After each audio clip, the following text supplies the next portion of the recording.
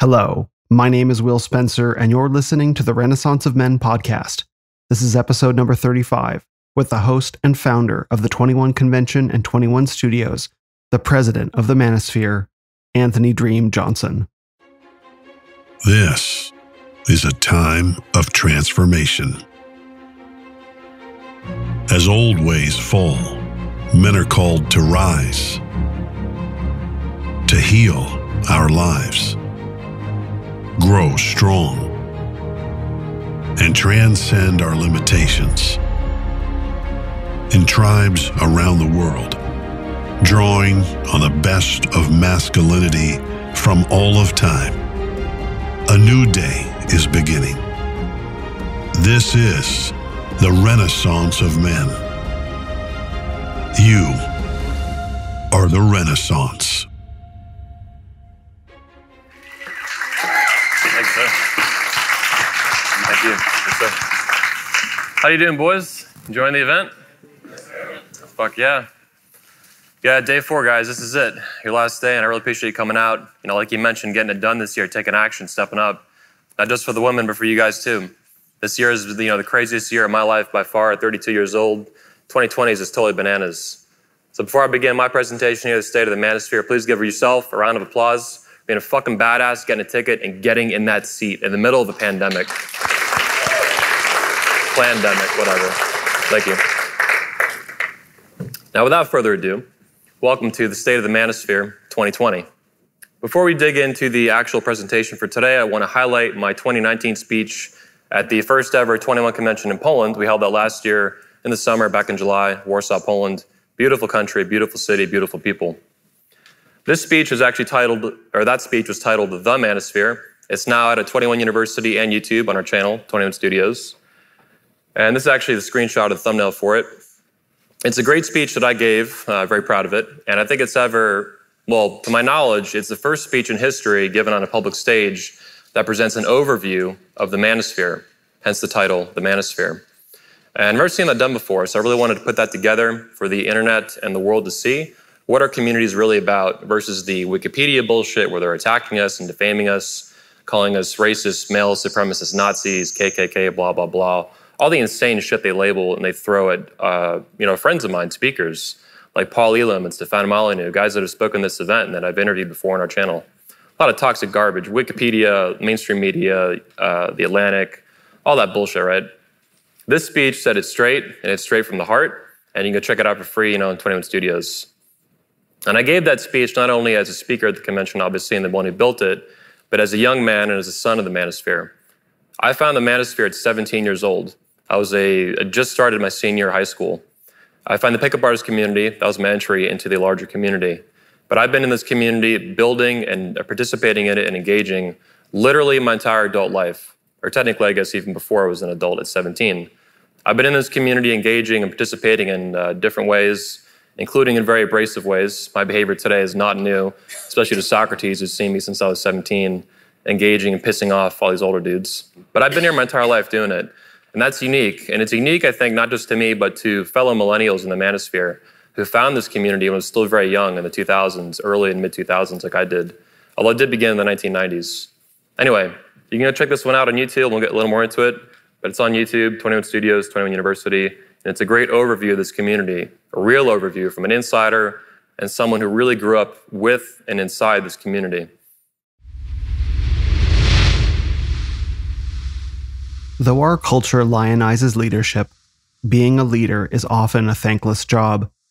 Once you get dozens, hundreds, or even thousands of men working under you, it's literally impossible to be everything to everyone. Men have opinions, we have values, we have beliefs and aspirations that we want to see fulfilled in our own lives and in the organizations we belong to. But no organization can accomplish all of the goals of all of its men. It can only tackle the things it does, using methods that are effective or not. And the man responsible for making those decisions of what an organization tackles and how is the leader. Yet every leader knows that even if he does the best job possible, some man, somewhere, will not get what he wants. Those are the limitations of reality. There's a problem, though. Amidst all of our understandable I would have done it that ways, we miss something important. The thing got done.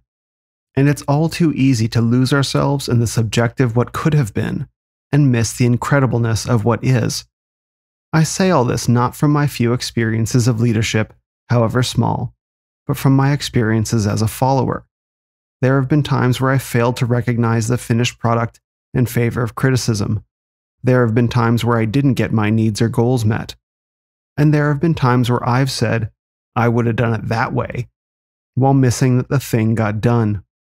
Which takes us back to leadership, because once we acknowledge the accomplishment of the thing, whatever it may be, we're forced to confront the reality that typically one man's primary efforts brought it into existence, and we have been blind to him and his sacrifices and elevated perspective in ways that are humbling to imagine. Some men stumble here and fall into debilitating self-comparison of, I am not that. Certainly, we've all been there at times. But in this humbled place also hides the roots of inspiration, for we can recognize greatness in ourselves as men and say, I could be that, and get up to keep walking. And men who follow that path long enough become leaders themselves. Which brings me to my guest this week. His name is Anthony Johnson, also known as Dream. 15 years ago, at age 18, he started what he intended to be something like a meetup group that became a conference, then a convention, then 3 conventions, some around the world, and now a summit. Along the way, he had the idea of filming the men who spoke at his events and releasing their talks free to the world on YouTube. With that one decision, he surfaced thousands of hours of information representing the work of men that had given their lives to exploring vital aspects of masculinity. He didn't hide the content behind a paywall, though he easily could have. He gave it away to the world for free, igniting men's communities, discussions, and even careers. He calls what he's built a watering hole. I think it's more like a fountain. And then I found it, or perhaps it found me. Now here we are, with millions of other men and now women around the world, year after year, online and off, rediscovering and renewing what's been lost to masculinity, femininity, and families. What a gift. In exchange for that gift, Anthony's taken something for himself. A tongue-in-cheek expression and reliable test of whether or not a man has a sense of humor, the title President of the Manosphere. I've always loved it. And modeling himself after his heroes Ayn Rand, Steve Jobs, and Donald Trump, I think it suits him and his brash, outspoken style. In our conversation, we discussed the difference between drama and conflict related to what's happening in the Manosphere following the debacle with YouTubers Fresh and Fit, and how it relates to masculine honor both individually and collectively. How easy it is for people new to the Manosphere and the Renaissance to lose sight of how much history the men in it have together. Feminism and the 3 genders that women see, and how they're not what you might think. Anthony's achievements with 21, which I celebrate him listing because we can all get better at acknowledging our own accomplishments. And finally, a discussion of the philosophy of objectivism and how it explains why, despite Anthony's atheist beliefs, he gets along with Christians just fine. I've got to say, this is one of my favorite conversations so far. We touched on many topics I didn't think we'd get to, and arrived in places I didn't expect. And it's my hope in listening to it that you'll get a perspective on the Manosphere, on leadership, and on what it truly takes for a man to build and defend something of enduring value. It might not be how I would have done it, but like I said, the thing got done. So it gives me great pleasure to introduce this week's guest on the Renaissance of Men podcast, the host and founder of the 21 Convention and 21 Studios, the president of the Manosphere, Anthony Dream Johnson.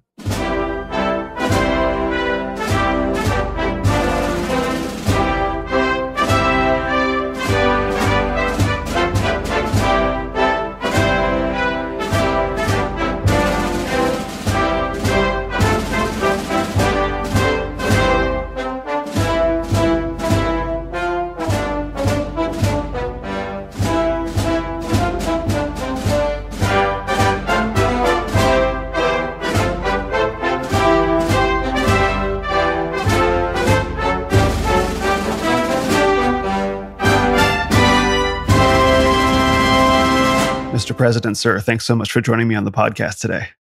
Yes, sir. Glad to be here, man. Really excited. Looking forward to it.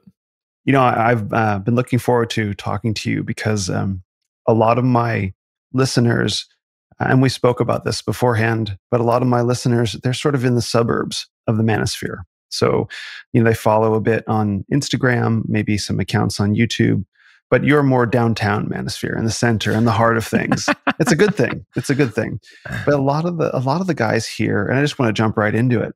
They hear a lot about the conflict or the drama that's going on, but they don't really have the time to follow it. And you and I have had the chance to talk about it at length about some of these situations. And I just wanted to get right into it because there's been another thing that happened with this group, Fresh and Fit. And from someone looking in from the suburbs or from the outside, it just looks like chaos. But there's actually something really important that's going on right now in the manosphere. And so I just want to jump in and start talking with you about that because you know better than almost anyone sort of what's going on and can probably share it in a way that I can't. Yeah, for sure. Yeah. So I like a lot of I like the term you created too, the suburbs of the manosphere.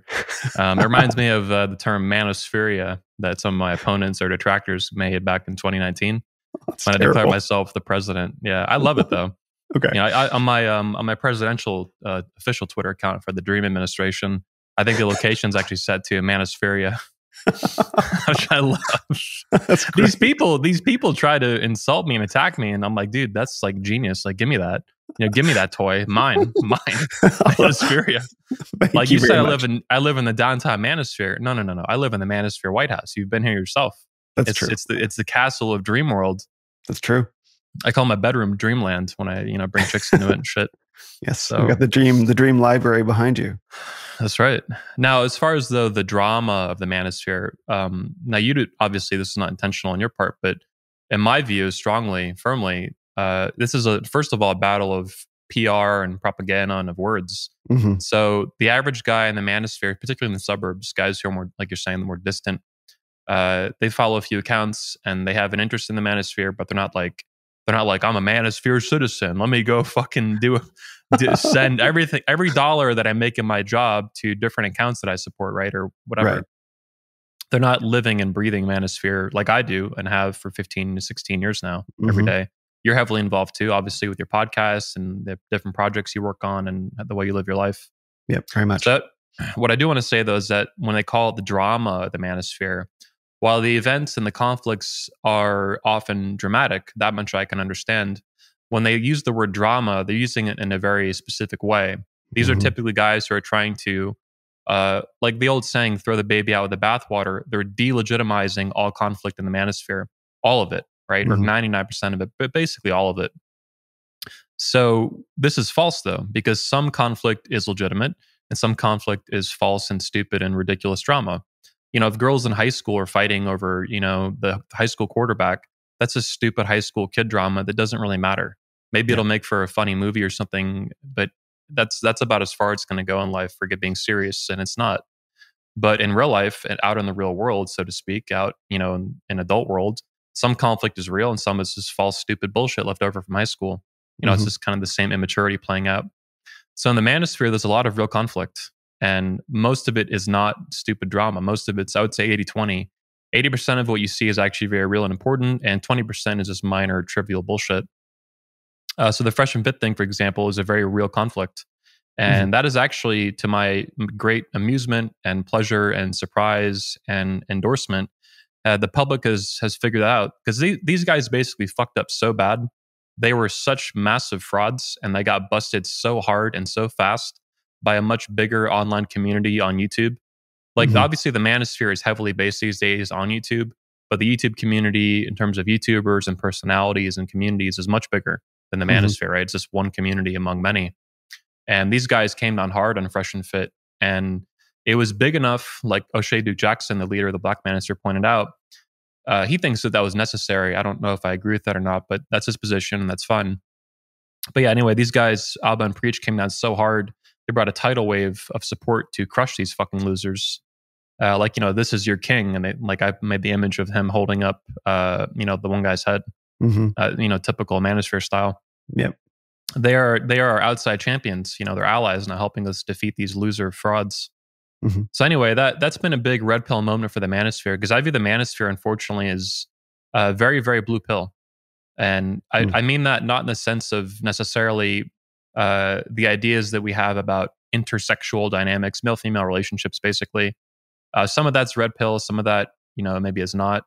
But what I mean is, let's get into this. If you look at the Matrix trilogy, ironically, the fourth trailer came out today as we're recording this. But in the Matrix trilogy, you have the red pill that Neo takes, right? And then he wakes up to allegedly the real world. And while it is the real physical world that he wakes up to, he finds out later in the second and third movie, which the Manosphere seems to kind of throw out and not really look at for any kind of inspiration or any kind of analogies. It's still, I think, very useful, the second and third movie. So in the second movie, he finds out that he's in like the sixth or seventh iteration of the Matrix. And the resistance that he's fighting for is not, it's basically what do they call it? It's controlled opposition. It's there for the people who reject the Matrix, who do wake up to reality, but they're still not really fighting a real war. They lost that war a long time ago. So these freedom fighters are all they're just puppets, and they get slaughtered every 100 years or whatever, 150 years or something. And Neo plays a role to this. What I'm saying is there's a lot from that. Like the red pill that these guys took wasn't really the red pill. And these guys get the red pill from these different frauds and stuff. And it's like a lot of that is this negative energy about women, true or false. And they don't realize that they're being fed lies from these frauds. And ultimately the blue pill is just a lie. It's a lot of lies, right? We can call them feminist lies, blue pill lies, all that. It's false reality. It's fake. And if you're getting your, allegedly red pill information from people who are definitively factual frauds in real life that have intent to harm you and feed you bullshit about their personal lives and whatever to increase authority and increase credibility and get more money out of you through false advertising and scamming you, you're still blue pill. You're being fed blue pills in a red pill coating and a red pill paint. A blue pill is a blue pill. It doesn't matter what color it is on the outside. It matters what color the pill is on the inside. And the Manosphere, in this sense, like I'm saying, is very, very blue pill. But the fake and fraud fiasco, as I call it, the fake and fraud disaster, that's so great, was so big that a lot of guys are actually waking up to like, holy shit, there's a lot of fraud going on in this community. There's a lot of losers who are pretending to be these red pill alpha males. Just like I asked Cobra Tate in my interview with him down in Miami when he was doing his workshop or his boot camp down there. I asked him, what do you think about these red pill alpha males that bang old fat women? And claim that they just bang stunners. And in reality, we've proven that a lot of them bang old fat women, and that they're red. It's like it's just fucking delusional. It's clown. The Manosphere still has a lot of clown world in it, basically. Yeah. And when you peel back the layers of these internet personalities that hide behind a computer screen, there's a lot of really disgusting, disturbing facts there.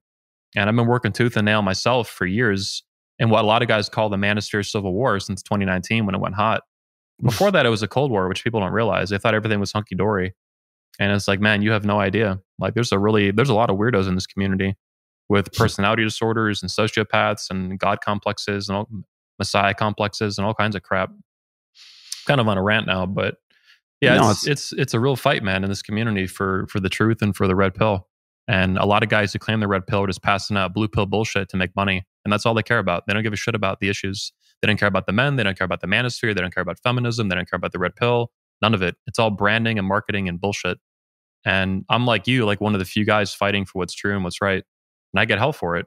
Back in 2019, I spent over $100,000 cash, not opportunity cost, cash, kicking Rollo Tomasi out of my life, out of my companies, out of the company we shared as well, the Redman Group LLC, and the 21 Convention and all that, to fight for what's right. And, if I was just in it for the money, I wouldn't do that.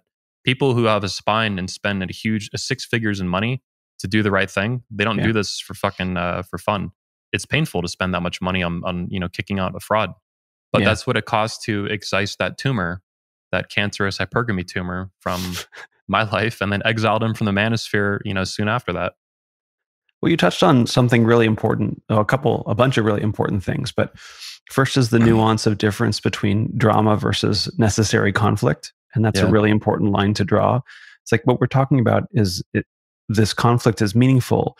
And what it comes down to, and the second thing you said is, do these people actually care about men? Why are you here? Why are you doing this? Do you have your YouTube channel? Do you have your, say, Twitter account? Or are you a content creator because you're chasing clout? Are you chasing money? Are you chasing validation? Do you hide behind a screen with some sort of avatar that's not you? Or are you doing what you're doing because you actually care about men, because you care about society, because you care about families, because you want to move civilization forward? And Yeah. that's a big dividing line, and that shows up. I don't have any content on YouTube. I have a lot of content on Instagram, and that shows up on Instagram for sure, where there's some really cool stuff happening there, but there's definitely a lot of clout chasing. But when you start getting Yeah. into video production, events production, and stuff like that, you take stuff into the real world. It's really important to make sure that the guys who are doing this aren't just doing it for cash, or aren't just doing it for acclaim, or aren't just doing it for themselves or to get laid or whatever, that they're actually doing it for the right reasons, because Or to nurse their own traumas and stuff. Like a lot of it, there's a whole multitude of stupid fucking reasons people do this. Mhm. Now, some of it is money, some of it is, whatever, clout chasing and stuff, but some of it is really just like unresolved childhood trauma, CPTSD, complex post-traumatic stress disorder, playing itself out in guys in their 40s and 50s that never healed. These guys are raised by single moms and shit.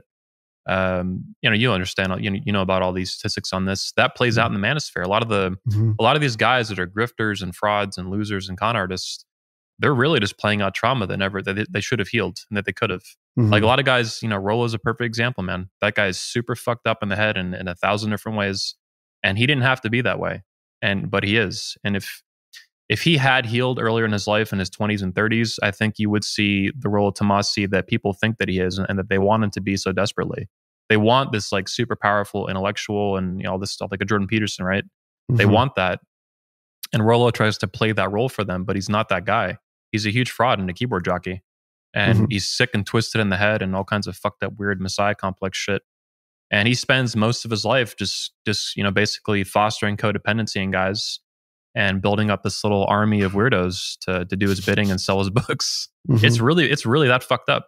And I called this years ago, and a lot of people were like, "Man, you're jumping, to conclusions or exaggerating." I'm like, nope.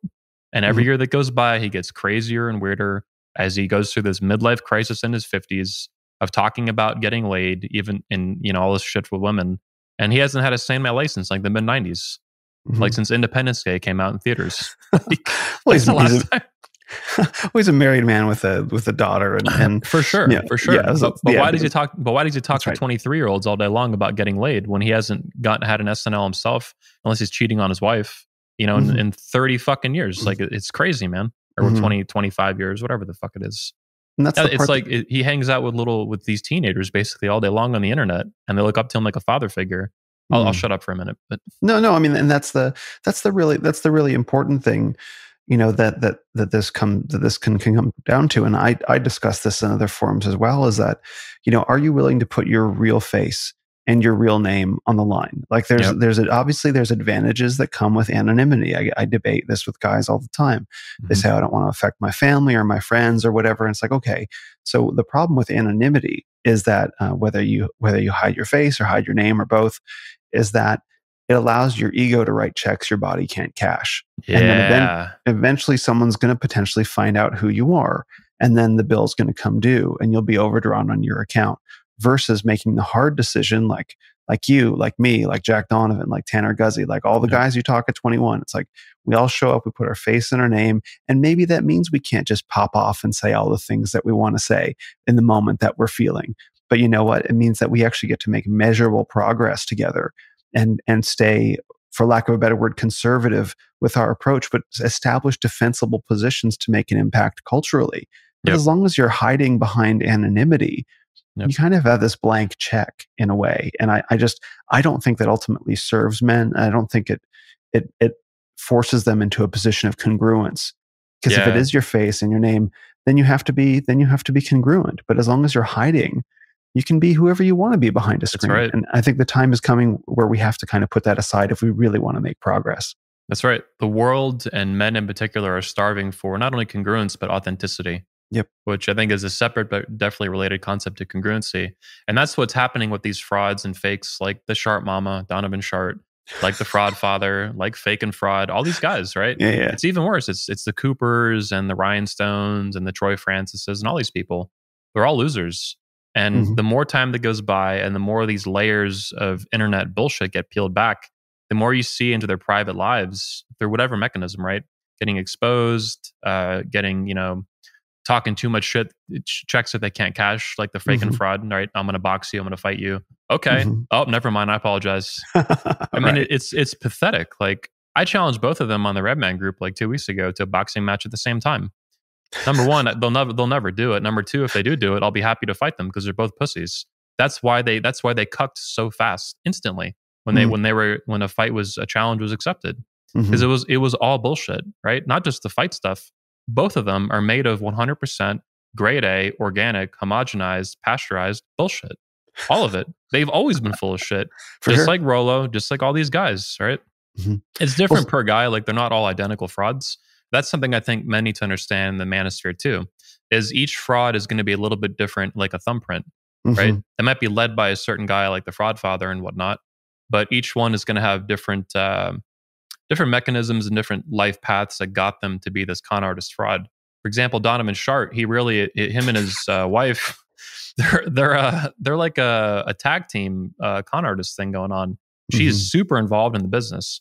Rollo's wife is not involved in the business. And I've told guys in the Black Pill community to leave his family alone because they're not involved with what Rollo does. It's very much just him. And people need to respect that the fraud is on him and not on his family. With Donovan Shart and his Sharty wife, Miss Piggy, she's super in on it. She runs the social media. She pretends to be him on their social media accounts, giving advice to guys, pretending to be Donovan. Right.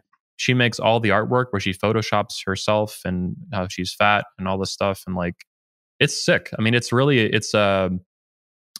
is the old Bonnie and Clyde or whatever con artist tag team of man and wife you can think of, or mama's boy and wife in this case. It's sick. And that's a unique thing, right? That's different than Fresh and Fit, who are two young men doing that in Miami together as their own tag team thing. But they're not married, obviously, and they're not gay or anything that I know of. I don't know. Myron, I heard, is pretty bi. I wouldn't be surprised. They would have women on their podcast, their video podcast, and they would make the women sleep with them to appear on camera or something like that. Myron, I don't know if the Goomba one. I call the other one the Goomba now. The fat one. He looks like a Goomba. Look at his face. He looks exactly like a Goomba. I don't know which one's which, honestly. It's a fake CEO, fresh CEO, Walter Weeks. Okay. Yeah, he looks like a Goomba. Look it up, man. I posted it the other day. People are going crazy. I did see that. But it's the tall one, the flamingo, Myron Nogains, Almru Fraudel, or whatever his name is. Yeah. He's the one who's the Harvey Weinstein of the Manosphere, the Harvey Weinstein of Miami. Okay. He's the one who's been weaponizing his business to basically to bang women. Yeah. And this is not only unethical, it's like it's unreal how stupid that is. Like, that's just dumb to do at any point in American history. But to do that right now in the age we live in is absolutely insane. Yep. Like, it's a brazen lack of common sense. Yep. Like, hey, you can't come on my podcast unless you suck my dick. Like, you got to be fucking kidding me, bro. Like, what the fuck?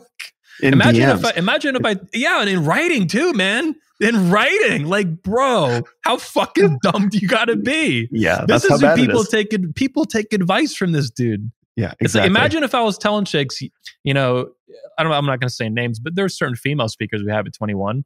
Yeah. Imagine if I was like, hey, female speaker, you can't, or 22 convention, obviously, excuse me. Yeah, sure. You can't speak at 22 convention unless you suck my dick.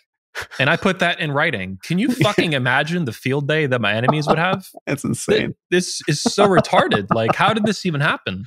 Yeah. But this is the people that get co-signed and endorsed and collabed with by the fraud father, Rollo Tomasi, the Shart mama, Donovan Shart. A lot of other guys, even some guys I like, have been on that show. And I'm like, dude, you need to stay away from them. They're cancer. Yeah. But people don't listen until it hits them, a big dick of reality hits them in the face, like fake and fraud disaster. Well, that's the thing. That's why I wanted to have this conversation, is because the degree of what Fresh and Fit were doing, the lies that they were telling, the game that they were running, the messages that they were sending to women. These guys are rising stars on YouTube. I never watched any of their content except for one clip, I think, where Kevin Samuels was on there, but I was really watching for him. But these guys were rising stars of the quote unquote manosphere. And so there are a lot of guys that are doing really good, really important work. And for people who don't know what the manosphere is, and then they hear about Fresh and Fit, we all get painted and colored with that brush. When there are guys that are doing real work and putting their lives and livelihoods and reputations on the line to lift up other men and make meaningful progress in society. And so then these guys come along and they somehow figure out some formula to make, rapid forward progress, at least in terms of numbers. But behind the scenes, they're shady as fuck. Like those guys need to be, they need to be ushered out of the manosphere dramatically, right? For sure. They need to be exiled, and I might get around to doing that. I did that with Rollo. Rollo's the only guy I've ever done that to.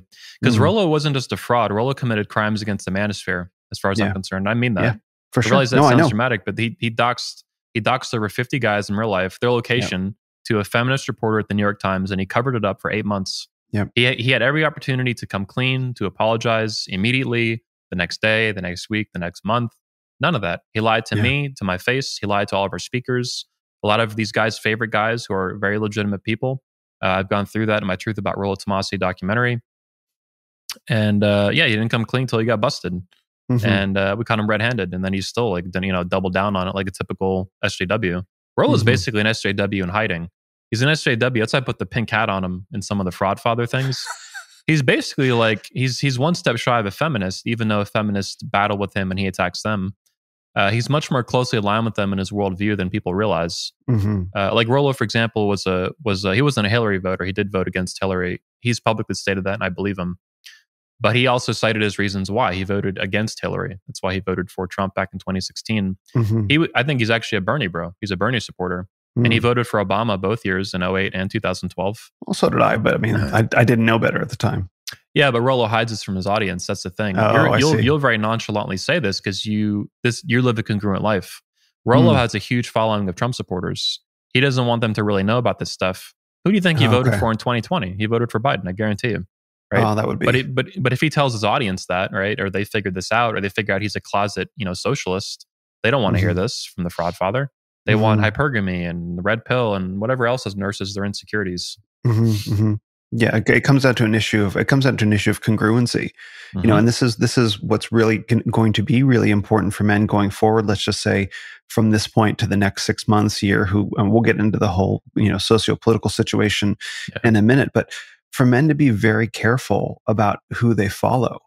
In terms of this world, be careful who you're listening to. Vet them. Really listen to their content, because as you say, you describe a dynamic with Rollo and his audience, which I haven't personally seen, but I've heard about, where it's like there's a real, it's not really a cult in that way, but like there's a real kind of cult leader kind of thing. There's a real idealization. There's a real ego projection thing kind of going on. These guys are rabid. They're rabid, man. They will come after you like you wouldn't believe. These guys, they will protect him like a literal father. Like they will absolutely come after you, right? They haven't even met him. They don't even know him, right? He's in real life, he's pretty weird. And these guys think he's some suave, master player with women. It's like, man, this is the exact opposite of reality. You have an old, aging, pseudo boomer, almost a boomer, midlife crisis weirdo who still lives in his 20s and dresses like he's in his 20s.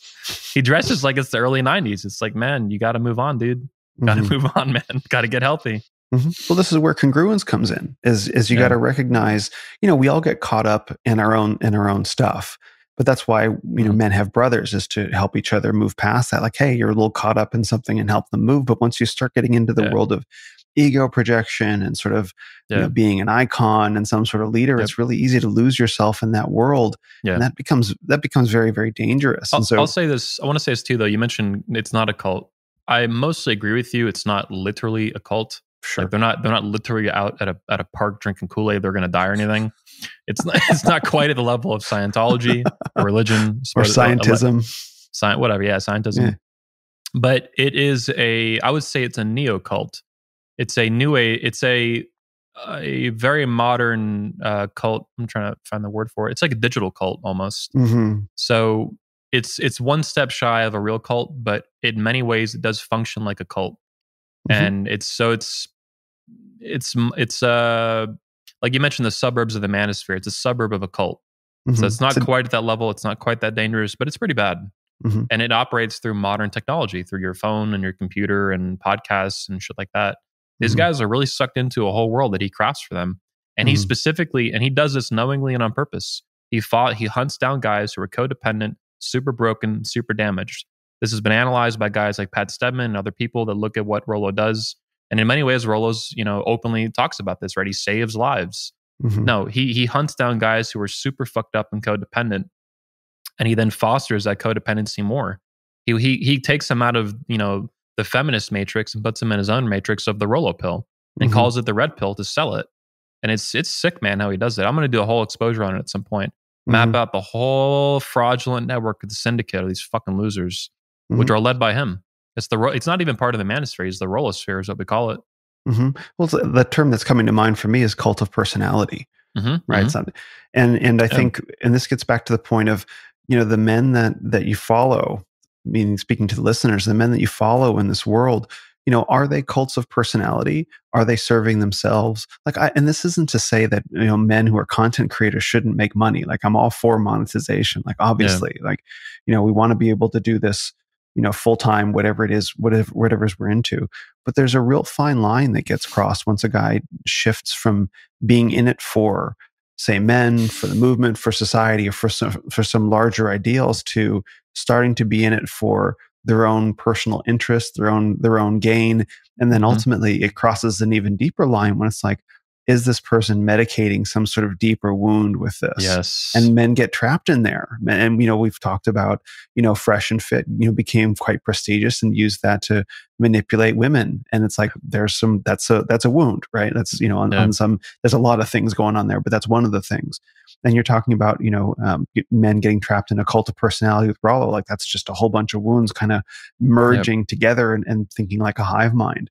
And what you're talking about with Donovan and his wife, well, you played me that video of Donovan saying, I'll knock a woman's teeth back into her throat. Like, you paid that. That's insane. That's crazy. Like, that's instant unfollow block. I never followed any of his content, but like, if I had, instant unfollow block. And that's the thing. It's like, men got to be real careful. Like, who are you following? What are they about? What are they really about before you give over your allegiance or at least your money? Yeah, that's right. Yeah, with Donovan, that's right. He was not. I wish I had known that when I made my documentary, part one on him, the 3-hour documentary. But we found these videos later that were just insane. Yeah. I mean, he's on video repeatedly, not just some random one-time thing. Repeatedly talking about beating women for disrespect.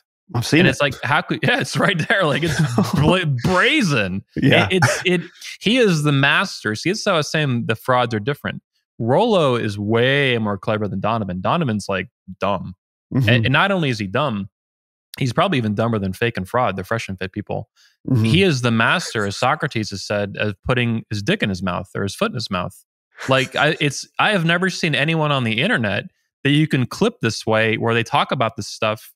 It's not just beating women. That's like the most egregious of it, but it's also like insulting fat women. And then his wife is fat, and then he hides it, and then we bust him. And then he calls her a 9 or better and a hard 9, right? And all this, and then she's like a 2. And she looks like a Ninja Turtle. I mean, it's fucking terrible.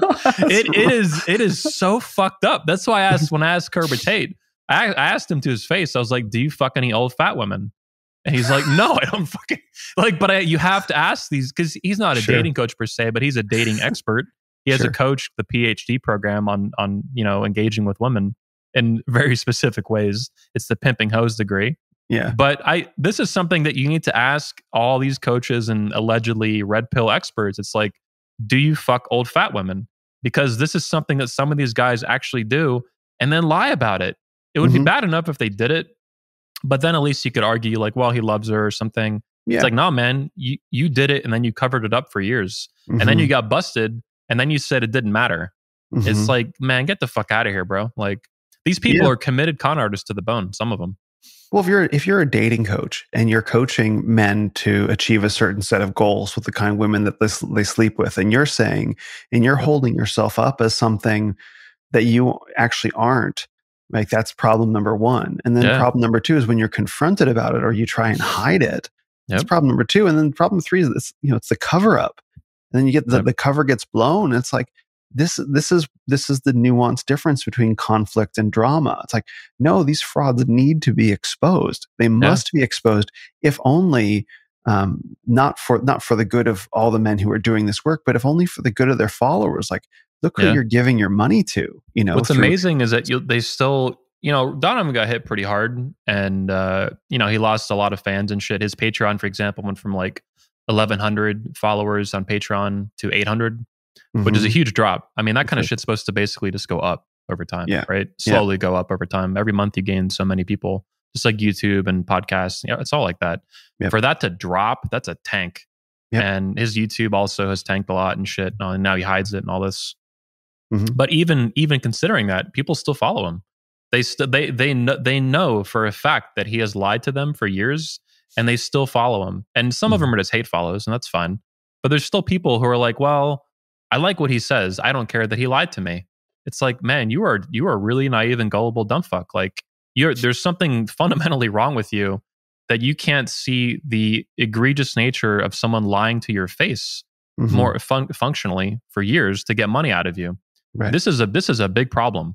If anyone lies to your face that is a business enterprise of some sort, you should never do commerce with them again. You should never buy anything with them again. Right. You can't trust any of it ever again. It's like if a girl cheats on you. Like if you're married or have a girlfriend and she sucks another man's penis, you should never trust her again, period. Ever. You can't. It's stupid to. Right. One out of 100 relationships will recover from that.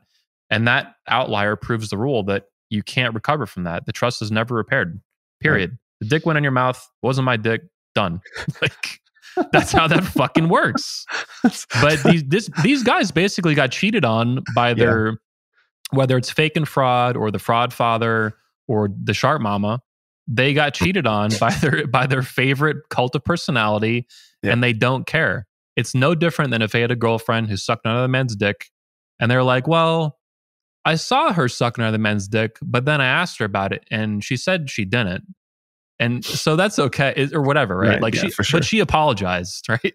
Yeah. It's like, man, it doesn't matter, bro. Like it's all bullshit. It's like the fake and fraud apology. They apologized on their community tab, this big apology for like a day. Then they deleted it after they apologized. It's like, it doesn't matter. Whoa. Oh yeah, you didn't see that? Oh, I've been preaching. No. Yeah, they screenshotted that shit. Yeah. Oh my god. I think it was on there.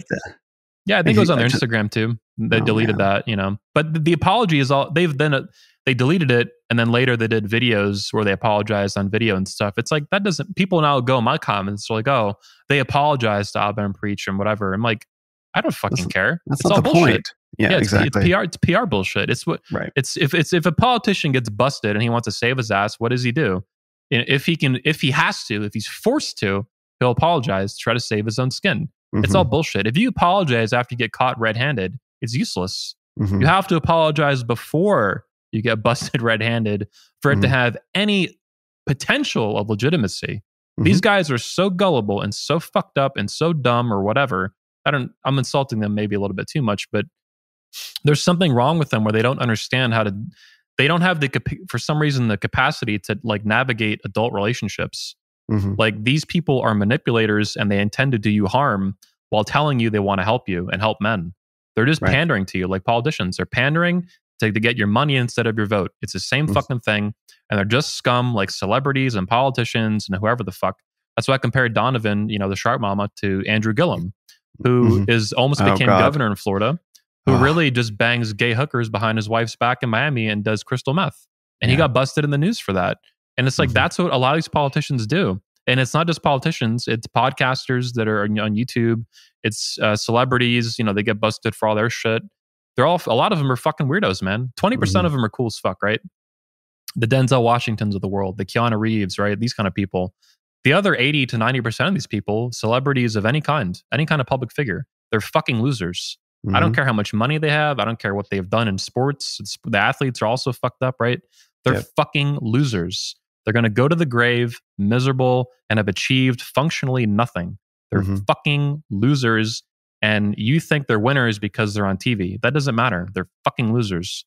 There's a lot of that. No, that's great. And I agree. There's a lot of that right now. There's a lot of, and what I try to say as often as I can is, everyone who's a celebrity, I don't care if they're a TV celebrity or an athlete or a movie star or whatever, you've been able to see them all progressively turn on people and push the jab. Screw your freedom. Yeah. Screw your legacy. Like how sad is that Arnold Schwarzenegger became, one of the icons of I guess celebrity media, movies, film, bodybuilding over masculinity. Masculinity, exactly. Yeah. For 40 years. And then at the very end of his life, in his 70s, when he's weak and old and lost all of his attractiveness and all his looks and all his ability to build anything really anymore, He says 3 words: screw your freedom.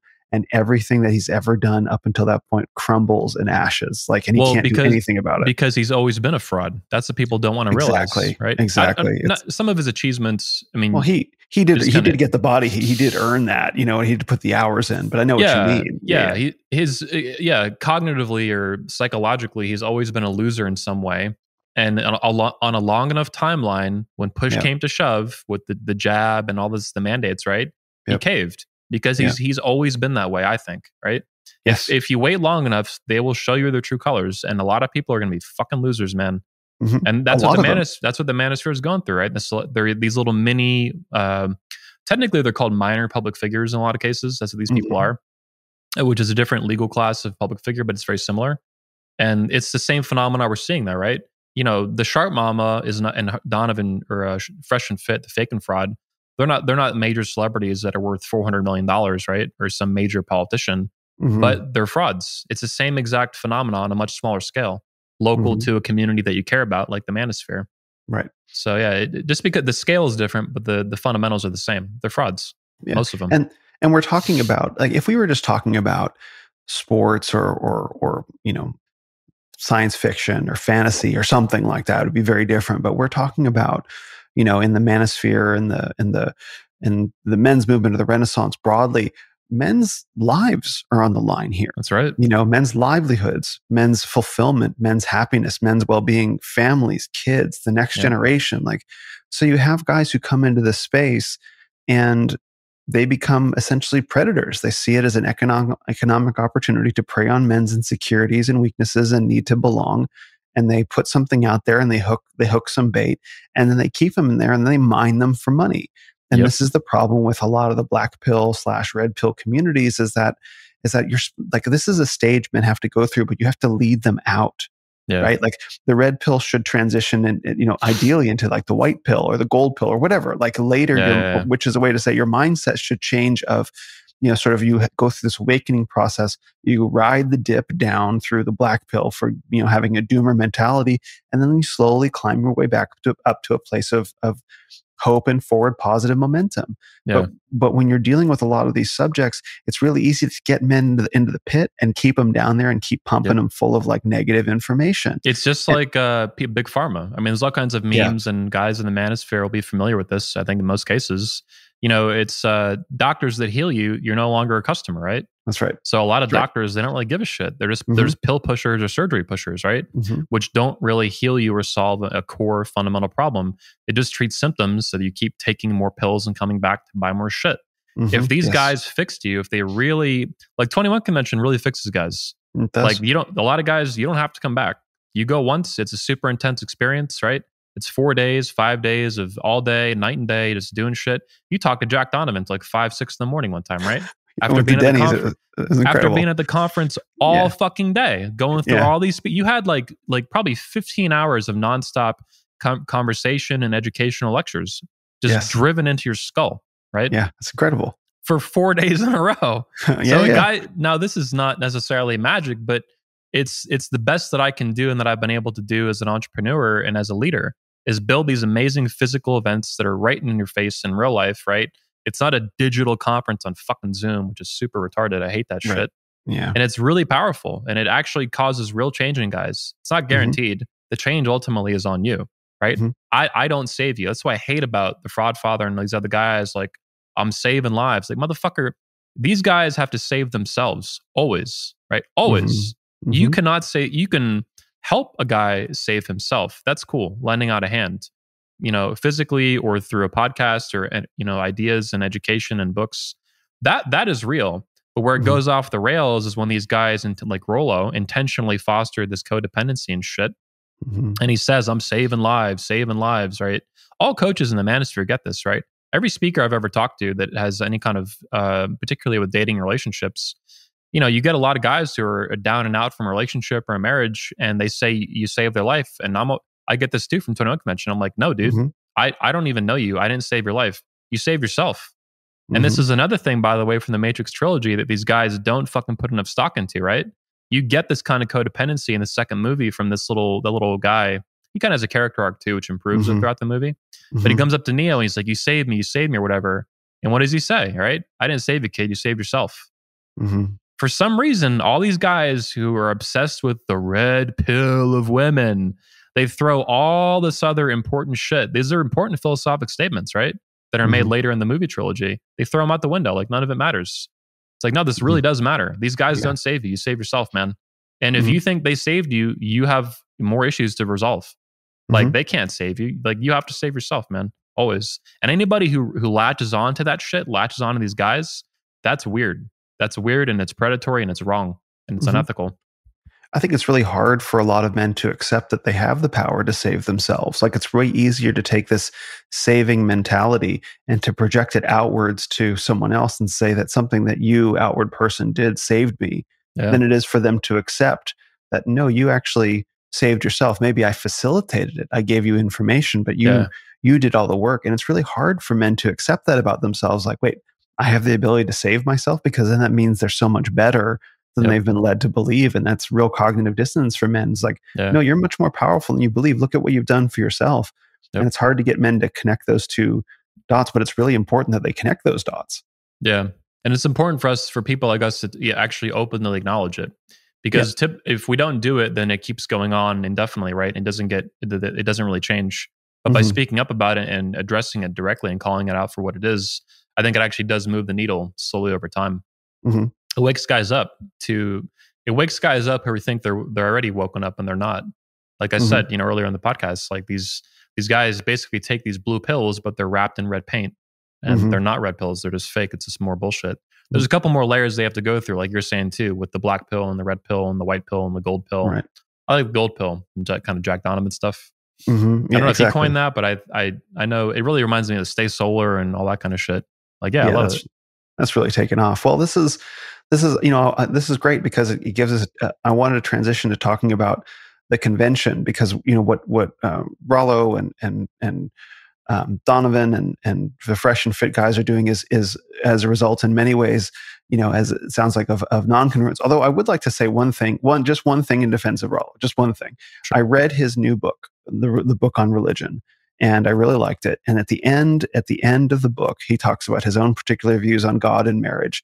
And he comes out as saying very openly that he's a religious man. He's a Christ follower, is what he says.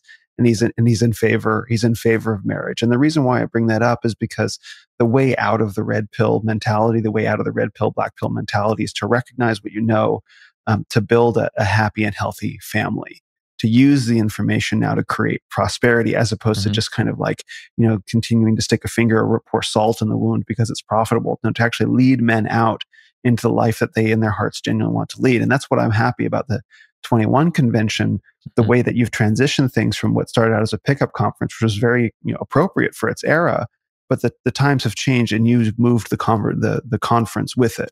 But I did want to just say that one thing, like, there is some congruence in Rollo that's come out recently at the end of his book. How that shows up online, I have no idea. But having read that, I'm like, okay, I respect that he wrote that down. So to my response, it is what it, I have no problem with people defending him like this in specific ways. Other people like Cobra Tate have also said that Rollo claims to be a theory guy, not an application guy, and this and that. And on some level, that makes sense. I still don't give a shit though, because Rollo is that fucked up. Fair. Whether it's Tate defending him through the theory acknowledgement, which is on some level technically accurate. Like, I get why Tate is saying that, and I also understand why you're saying this, and technically on some level you're correct, based on face value, what you're reading on the correct, yes, on the book and this and that. Rollo is much more fucked up than all this stuff. So, for example, even the theory that Rollo promotes as a theory guy, I'm just a theory guy. I'm a writer. Blah blah blah. It's all bullshit. He's a plagiarist, is what he is, and he LARPs as a theory guy, which really makes him like a keyboard jockey. So it's multiple layers of fraud. And that's why he's so much more clever than like Donovan and his fat Miss Piggy wife. Now with the religion stuff, what I believe Rollo is obsessed with Roosh. He's extremely jealous of Roosh and Jordan Peterson. And I have receipts, text messages that can back this up extensively. Okay. Now what I want to say here is that Rollo is actually, he always tries he follows closely what Roosh does, and he tries to jump in that bandwagon because he thinks, I think in his head, maybe he's right, Roosh is even better at marketing than Rollo is. And Rollo likes to follow what Roosh does. I believe that Roosh is a troubled, mixed individual. I'm not saying he's a fraud per se, but I think he has mixed motivations for what he does that people don't understand. I get that means, for sure. What I mean by that is I don't really think he's a Christian. I think he's actually pandering, and I get a lot of heat for this. People get mad at me for saying this, but I believe this. So does Rollo, by the way. To Rollo's credit, Rollo said this, and Rollo's not always wrong. As much as I don't like this guy, and I know he's a scumbag deep in my heart and in my mind, he gets the nail on the head sometimes and stuff, right? So at least that much I can give him some respect. He calls out some things that are important in this world, and they're correct, right? For whatever motivations he has for saying them. Now with Roosh, I think what Roosh is doing is Roosh left the manosphere, so to speak, and the pickup community and all that, and he's tapping into new markets. And that's why he was able to delete all of his old books and stuff off Amazon, this and that. He didn't care anymore because they weren't selling. He had to find a new market and a new kind of protection circle, and that was Christianity and religion. And as much as they're on the depowered side of the culture war, I think he found fertile ground there to sell books, which is what he's doing constantly for years now. He just changed his messaging and changed his market. Rollo is not he's not copying what Roosh does identically, but he does. He's heavily inspired, so to speak. Plagiarizes maybe. He plagiarizes these multiple layers of motivations and marketing that Roosh does. So Roosh got into the religion angle, and Rollo wanted to follow suit. That's the purpose of the fourth book. It's to tap into that tradcon market, then sell them on the whole hypergamy cult thing through the books. So I realize people are gonna meme me for saying this, but I really believe this is what I don't even think Rollo's a Christian. I really don't. I think this is just pandering BS. He really isn't. He's not a Christ follower. He's not non-denominational. He just kind of says it because that's what he thinks is the best position for him in the Manosphere to say. Because most of the Manosphere is Christian, like 60% of it or something like that. We did a poll on it recently in Twin Studios, and it was like 58% Christian or something. I saw that. And I'm pretty sure that's pretty good representation of the Manosphere. But yeah, if Rollo came out as an atheist, I think he'll lose book sales. That's why he doesn't do it. I think Rollo is actually kind of a dark, fucked up objectivist like me. I'm not a dark, fucked up one, but I think he's actually an objectivist. For example, he stole the MPOO, the mental point of origin, from Ayn Rand's Irrational Egoism. I noticed this years ago, like 2016, 2017. And for years, I pestered him about it. I'm like, hey, we should do a show on Ayn Rand, on objectivism for your religion show, this and that. He would frequently use the word objectivism on his blog, for example, in a lowercase way, which is really weird because it's a formal philosophy that has millions of people, involved with it. And I realized, I'm like, man, his MPO is like really similar to Irrational Egoism. It's almost identical. And I would talk to him about this, and he'd always ignore it. He would change like over text message. He just changed the subject every time. I probably have 4 or 5 instances where I confronted him about objectivism and these different issues that he was so similar to with Ayn Rand, and he just always skirted the conversation. I'm like, man, that's really weird, bro. Anyway, so let's get I mean, this gets back to the congruency point, and this happened. These are areas where I'm relatively new to the Manosphere, as I've said. I discovered it in 2018. Because of the Rich Cooper talk, Be Better from 21 Convention, which I guess was in the 2017 talk. It came out, and so this is all really new to me. So comparatively, anyway. So sometimes I get to discover that there's more going on beneath the surface that I get to learn. Like, for example, I just got into a whole thing about cryptocurrencies versus Bitcoin, a whole layer of complexity that I wasn't really aware of what's going on there between Bitcoin and shitcoins. Like, oh, okay, I get that. But that was my graduating to a next level of understanding. And so I think one of the things that's really easy for me to lose sight of, and probably a lot of men who are probably also in the suburbs of the Manosphere, is that a lot of these guys have long-term histories with each other. Yes. Like going back to like the pickup days were in the late 90s, so it's been over 20 years in the Red Pill forums on Reddit and stuff like that. Like there's a lot here that's kind of opaque or invisible. And a lot of guys are new, right? They come in, some guy, he's not a creator. He just is in the suburbs of the Manosphere. He's kind of interested in certain speakers, Kevin Samuels, Coach Craig, Terrence Popp, whoever, right? They're here for 2 years, and they think that they had this very naive, childlike view of the Manosphere, that the Manosphere is just what they've seen the past 2 years. And in reality, it's like 25 years plus at this point. Never mind the proto-Manosphere from the 80s that we've talked about on Redman Group and stuff. So it's a really old community. It's not really old. I mean, feminism is way older by comparison, but as an emerging movement, as I see it, it's pretty old. It's a couple decades at this point. There's a lot of people involved. There's been TV shows, best-selling books. different media things pop off, like Make Women Great Again, the Red Pill documentary. Like the manosphere is much bigger than these guys realize, and it's much older, and it's much more complex. And there's a lot of political maneuvering that they don't understand and they don't want to believe.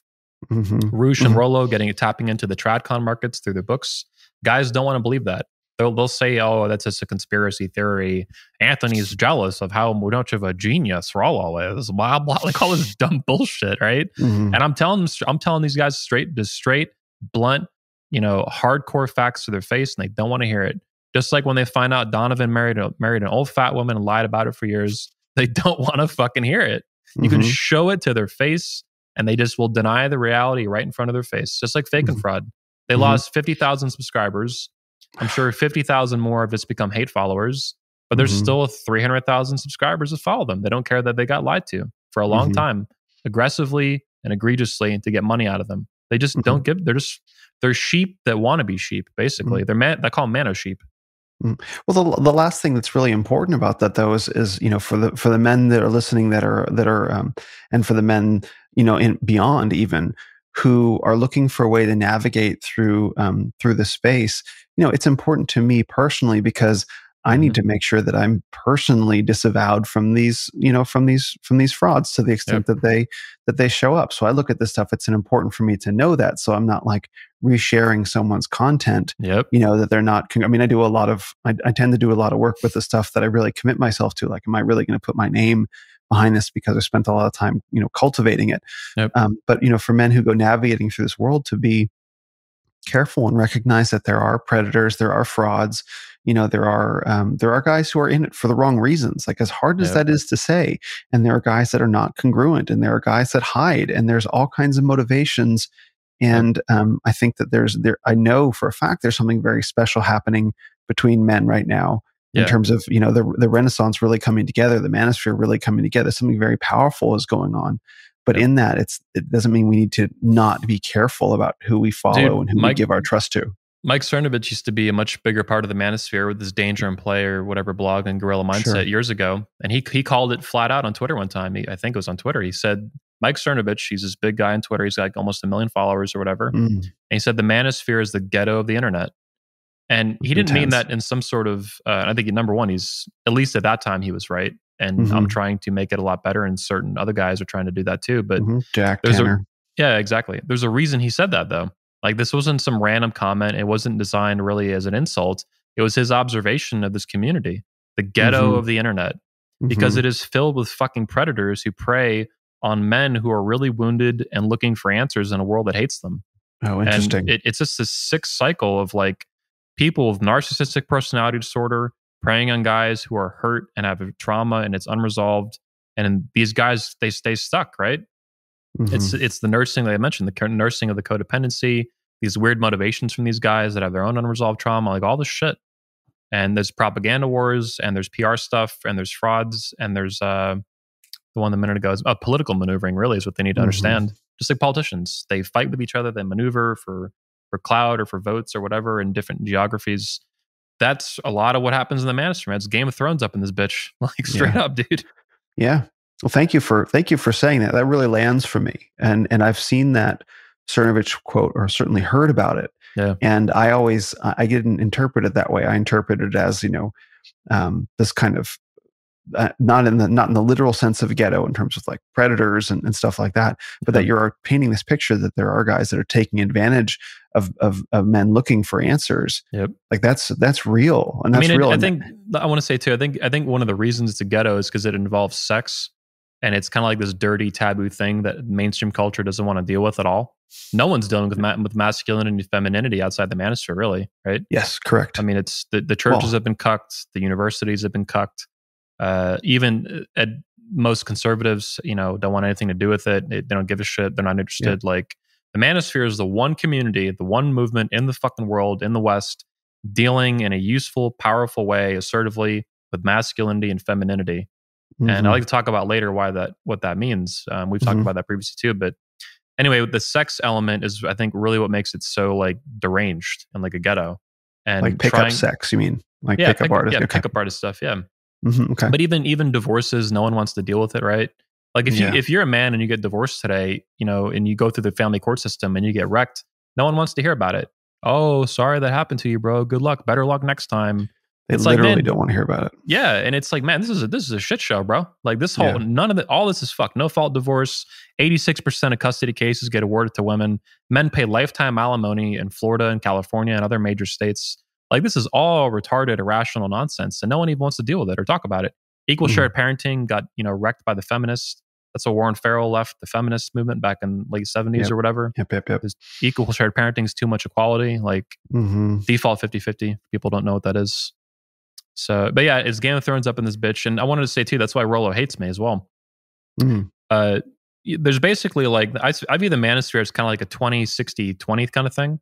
So you have the bottom 20%, which are like super predator frauds, like guys who are really intentionally, knowingly hurting men on purpose while pretending and proclaiming they want to help them. You have the 60% in the middle, which is a mixed bag. It's honestly, it's a spectrum and it's complicated. Like Kevin Samuels, for example, I think is a pretty good dude.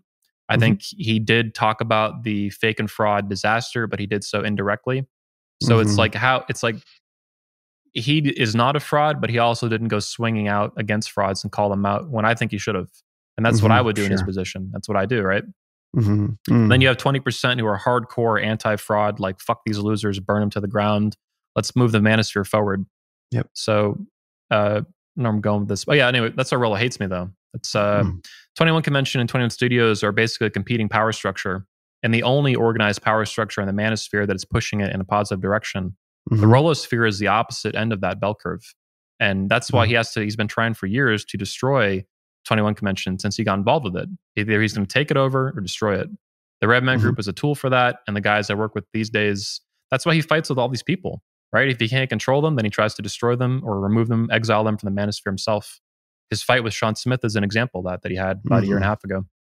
Oh, Sean's such a great dude too. Well, let's talk about this competing power structure, because it all fits together, in this really important way, which is the best way to see if someone is congruent or not with the things that they talk about, the things that they promote, and the content they create is to meet them in person. You can't hide behind an anime avatar or anything like that. Like this is the whole online, it manifests as like post physique. It's like, okay, you're going to argue about something or argue about something health related, post physique, so let's see who you really are.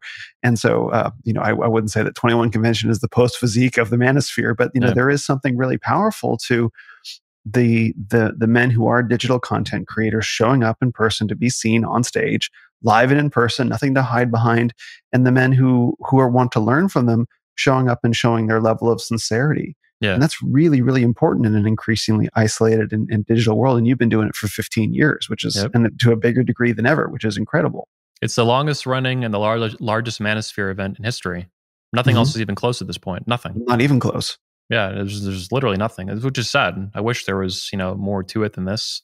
And there are other events that pop up from time to time, but they all fizzle out.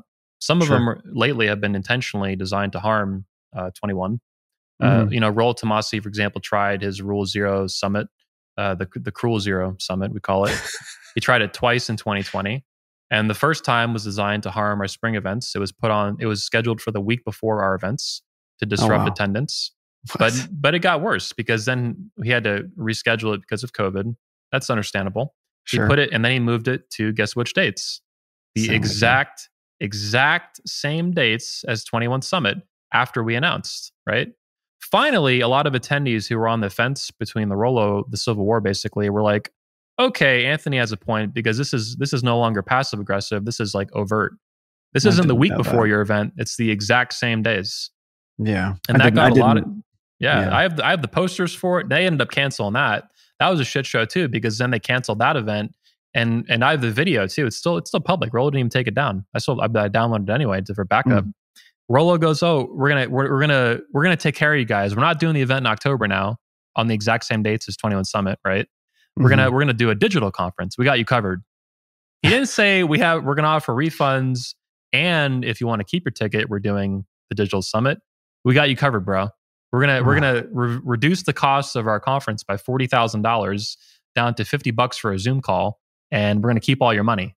And the reason they did this is because they blew all the money. They collected the tickets individually per speaker, the money, And then I think two of them weren't able. They basically blew all the money and they couldn't even do refunds. So Oh, Cooper, man. so Cooper and Rollo were like, fuck. What do we do? Oh, So Jesus. it's the scam, dude. The I didn't scams know that go this on. stuff. Exactly, man. This is all documented, bro. And That's nobody really talks bad. about it. Nobody talks about it, man. It just the scams go on and no one speaks up. And if I speak up, I get fucking screamed at. So I do it anyway. I get screamed at. The screaming, like, cry more. But that's why I appreciated you sent an email maybe a couple weeks ago saying, if COVID restrictions affected people's travel plans and they weren't able to make it, that you would be offering refunds. You said, I don't know what your exact words were, but I really liked how you closed the email. You said, I'm hardcore, but I'm not a dick, or something like that. I said, I'm a hard ass, but not an asshole. That's right. Exactly. And like, that's the right way to handle it. It's like, okay, yeah, I do my job, but I recognize, look, if you can't make it, you can't make it. I'm not just going to take your money and blow it on this conference. And then, I got you, bro. Like, thanks. Good looking out, bro. Appreciate it. Yeah. And so what I mean by that is I'm extremely committed to our events. And when you buy a ticket, I expect you to be committed to attending, but I'm not crazy. And if it's illegal for you to travel, of course I'm going to give you a refund or whatever we want to work out, whatever you want to do. If you want to keep it for next year, cool. If you want to get a refund, okay, fine. Like I'm not going to say, I got you covered, bro. We're going to cover you with a Zoom call, because that's what frauds do. And I'm not a fraud. I hate frauds with a passion. I want to destroy all of them. Mm-hmm. So it's necessary. I want to burn them all at the stake, figuratively speaking. In Minecraft. Yeah. Well, I mean, that's really, really important, because that's what all this is about. What are we all talking about as men if we're not talking about integrity, congruency? What are we doing? We're not doing anything. I looked at Jack Donovan a lot on this stuff, right? Whether he agrees with my moves or not. Sometimes he does, sometimes he doesn't, and I'm fine with that. Mm-hmm. I don't expect anyone to follow me blindly or to endorse everything that I do. That's fucking ridiculous, right? I'm a controversial figure that does controversial shit, right? Mm-hmm. Even the people around me, the closest, I expect them to have disagreements and speak up. But I look strongly to Jack's tactical virtues: strength, courage, mastery, and honor. If these guys don't have honor, you're not a man. You're a fucking loser. I don't like you. Get away from me. And you need to be exposed. So that's just, you still have strength, courage, mastery, but honor is an integrity. These are like very similar issues. And if you're a low integrity piece of shit who rips men off while pretending and proclaiming you want to help them, I'm going to find you. I'm going to fucking burn you to the ground, because you're sick and you're fucked up in the head. And you don't deserve to be in the manosphere. You're a piece of shit. That's why I love when these guys that's what the great thing about fake and fraud is, they just fuck themselves. Like I was starting to plan an outline for exposing them, and John Anthony's been doing that too.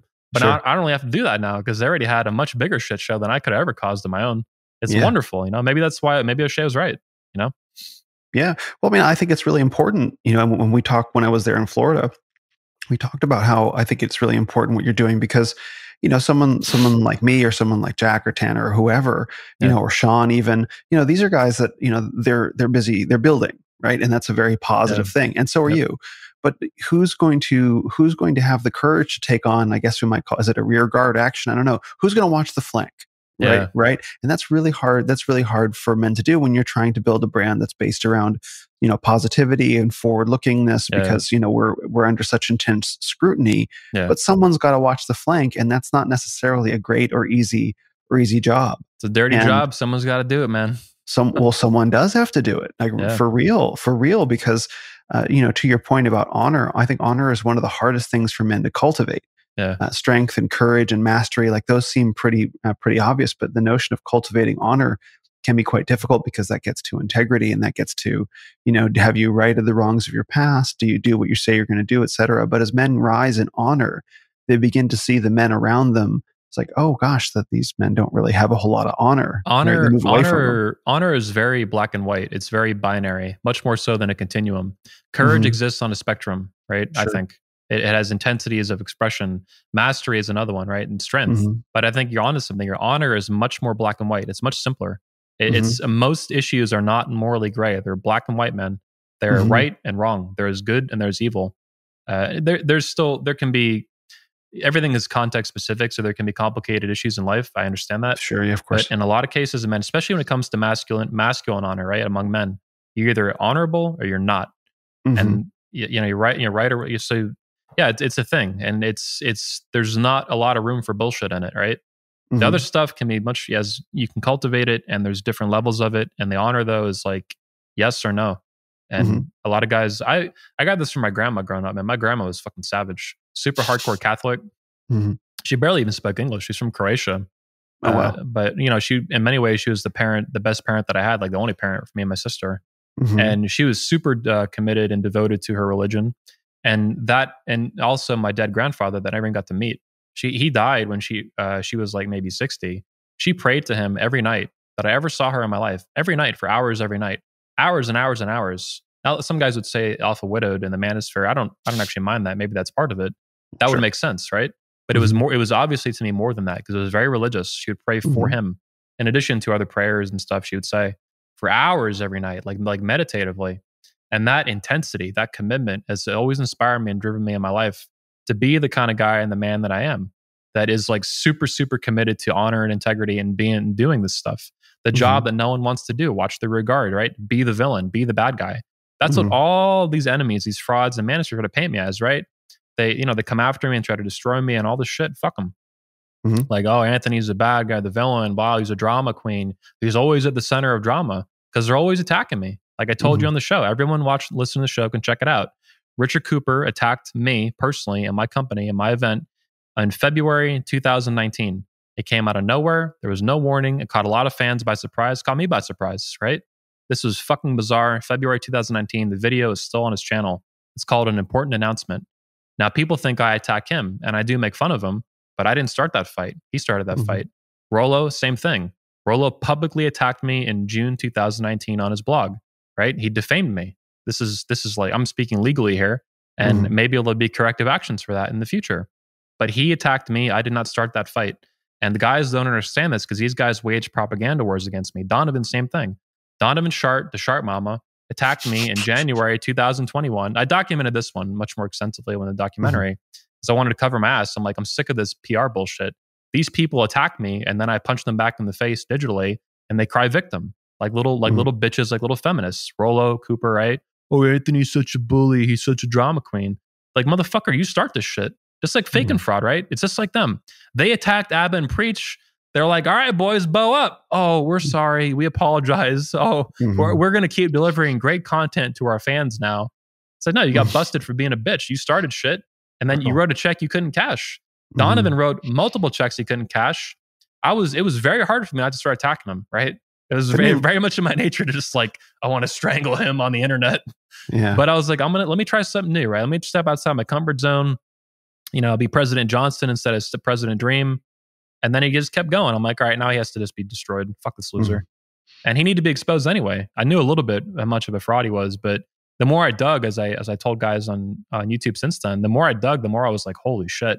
Like I thought he was like kind of a fraud, much less bad than like Rollo, for example. And then the more I get into it, I was like, oh man, this is a shithole. Like, oh fuck. It was a rabbit hole that turned into a shithole with Donovan. The Shart a Shart hole. A lot of guys don't understand this because like so much came out in the documentary about the Shart Mama Donovan at once. They thought I knew all this for years. I can't stop laughing at that. Like I knew a little bit. Like me and the speakers, about a half a dozen of us, we knew certain things. And I was always at the center of this kind of conversation. Like, hey, I have some problems with this guy. What do you think? And I'm like, well, let me tell you, because the problems are worse than that. But I wasn't able to connect all the dots and find more shit until I did the final research for the documentary. And that's what people don't understand is the timeline. Like I didn't know all this for years. I knew like a little bit. And then I learned more over time.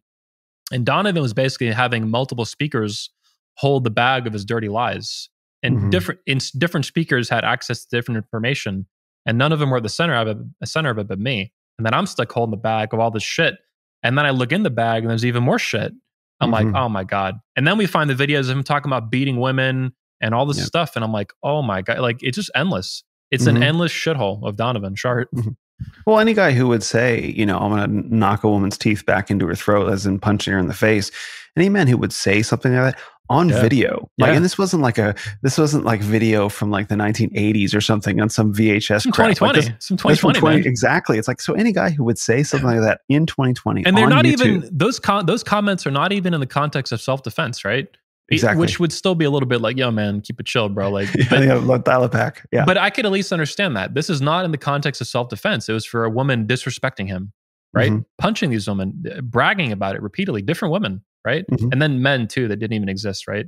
He's clearly like a little kid that got bullied who just is like lashing out behind a camera like he's some badass, like LARPing. Like, oh, fuck that. Dude, no one who can fight talks like this. Just like these guys, fresh and fit, who talk about, I'll box you, bro. I think the Goomba one, the short one, he's like, yeah, my boxing skills have been getting good lately. It's like, man, like, and then he's challenging people to fight. Like, Preach was who's actually formerly a professional martial artist or competitive martial artist. Like, that's not and a bouncer too for years. Yeah, totally. Yeah, and you just look at the dude's arms. He's got ham hocks for forearms. You know what I mean? It's like, I'm probably not going to want to box that. I mean, notice Cobra Tate is like a world champion kickboxer multiple times over. He doesn't talk like this. Of course not. Anybody who can, John Fitch, another guy in the Manosphere, he was an MMA fighter for 20 years. He just retired, I think. He doesn't talk like this. Anybody who can fight doesn't talk like that. They're not stupid enough to do that because you don't know what people have: knife, gun, or even more training than you do. You don't fucking know. You could die. Right. Fighting's dangerous, man. That's right. Well, on my podcast a couple weeks ago, I had this.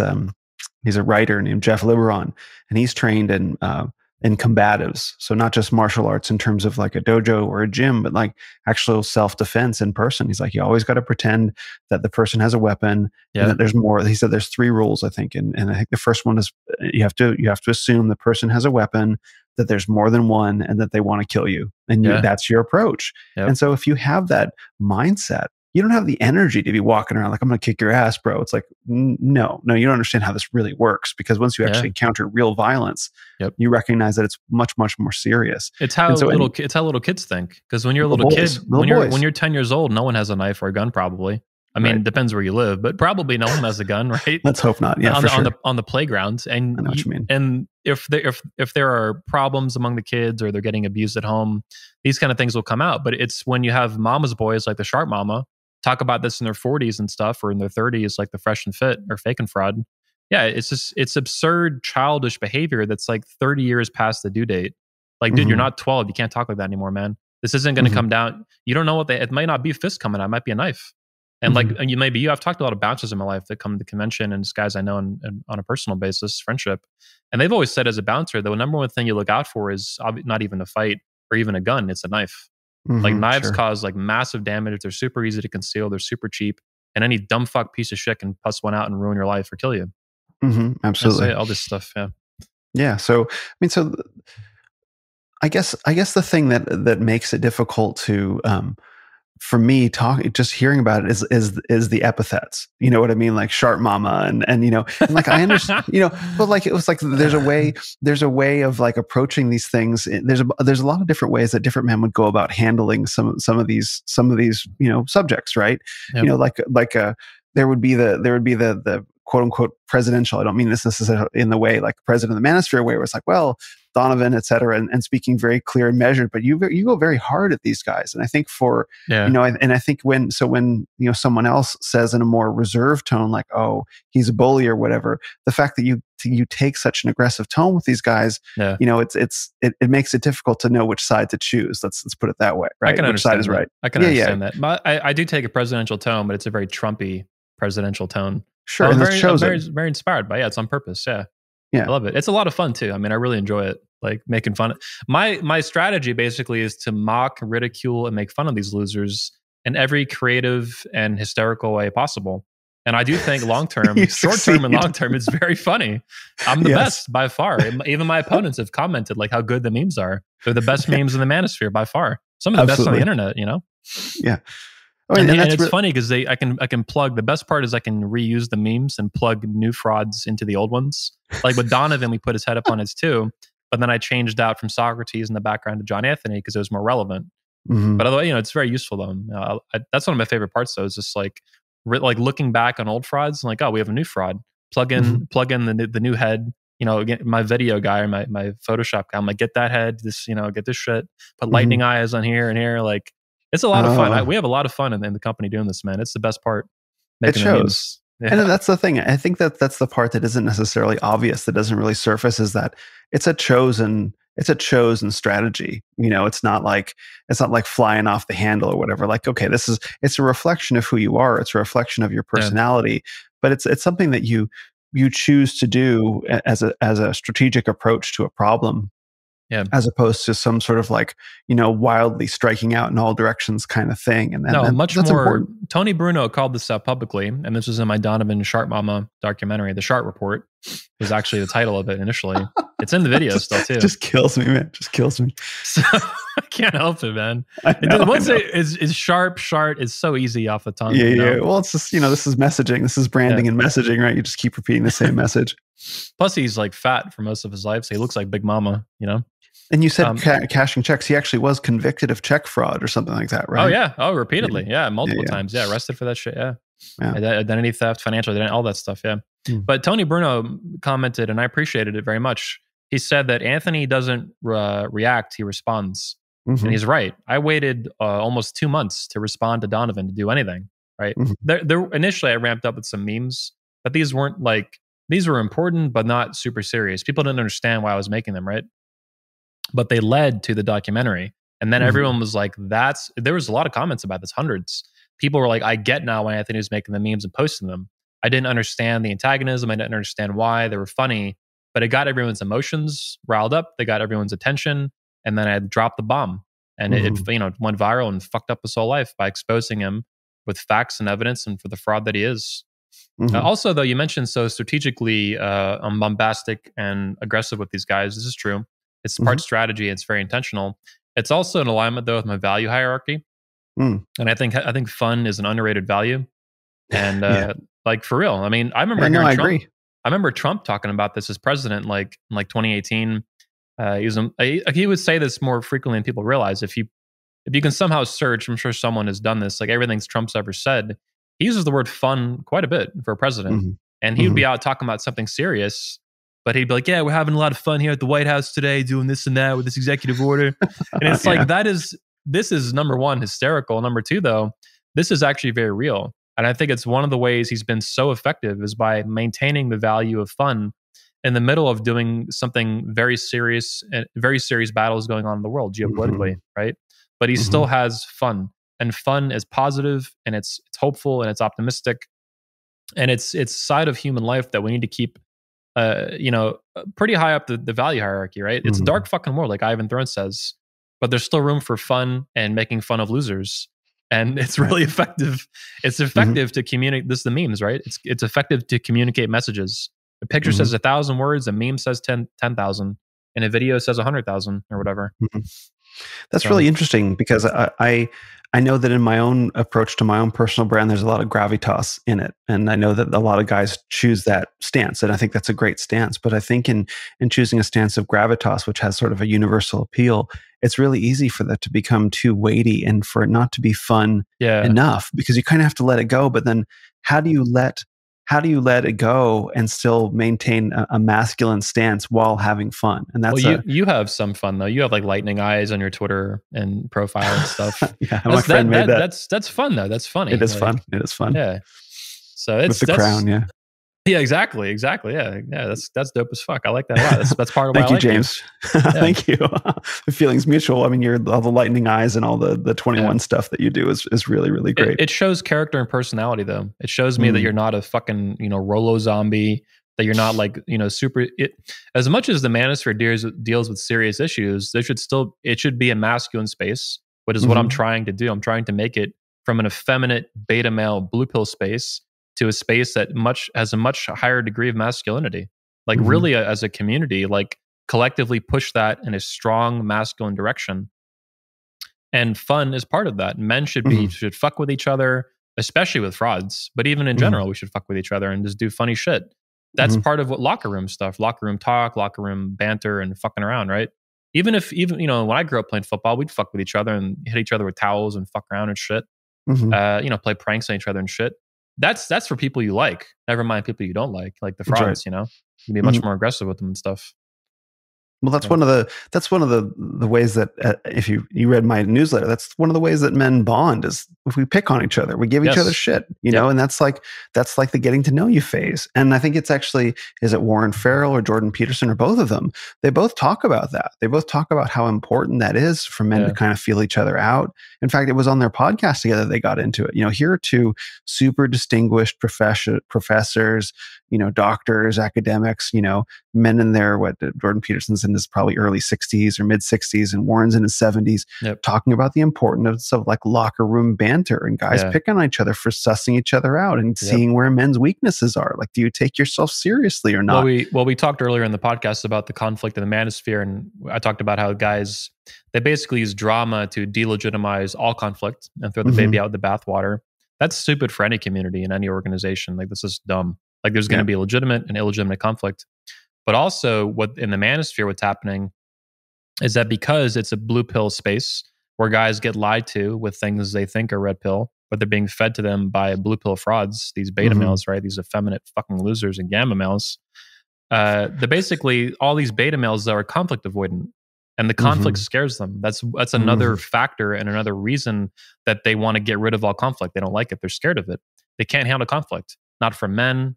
They don't like seeing it. They can't deal with it personally. They don't like seeing it politically. Right? It's scary to them, and they especially don't like it from women. Women who are confrontational with them and shit test them.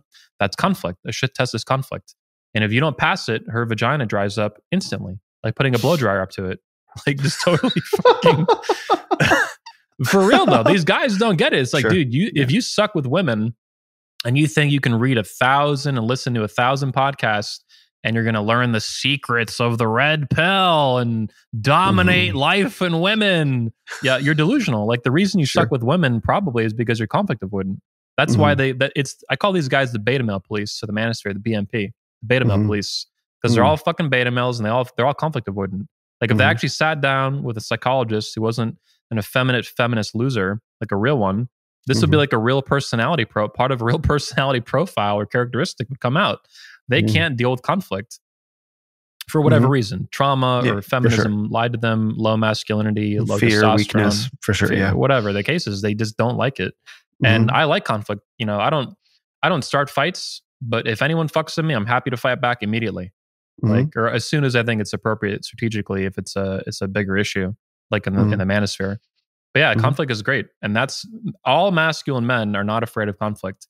They're going to have difference of opinion on how to respond to it, timing, and these other strategic issues, tactical issues. But conflict itself, they're not afraid of, right? From women or from men, not afraid of it in work, not afraid of it in their personal life, nowhere. If you got to deal with it, you deal with it. And that's, the manosphere is filled with so many fucking beta males and so many fucking simps that they're all conflict avoidant. They hate it, right? Even I did a calculation on our channel a little while ago. People accuse me of being negative, right? Like with the drama. You're so negative, Dream. You're so negative, right? So I was like, okay, there's like 2,000 and something videos on our channel, right? Wow. That's awesome. Congratulations. Thank you. Free to the world, all this stuff. Never mind Red Man Group. That's another 250 videos. Never mind 21 University, hundreds more videos. Never mind all the conventions. Never mind with thousands of videos are on the internet, right? But just on 21 Studios, 2,000 videos. So that's a population, a data set of videos. I calculated like 98.4% or something are positive videos. They're positive, educational, with occasional entertainment, like funny stuff. But mostly it's just educational lectures and interviews and stuff. It's all just positive media for men, positive educational media. And like 1.2% are videos that are critical of certain people or exposing them or whatever. So it's almost nothing. And these dudes will say, you're always so negative. You're always negative. You're always attacking people. It's like, this is factually delusional. Like you clearly haven't even spent 2 seconds looking at the channel. You just have a negativity bias because these people you're codependently attached to them like a fucking little bitch. And you don't want to face the reality that you got cucked by these dudes.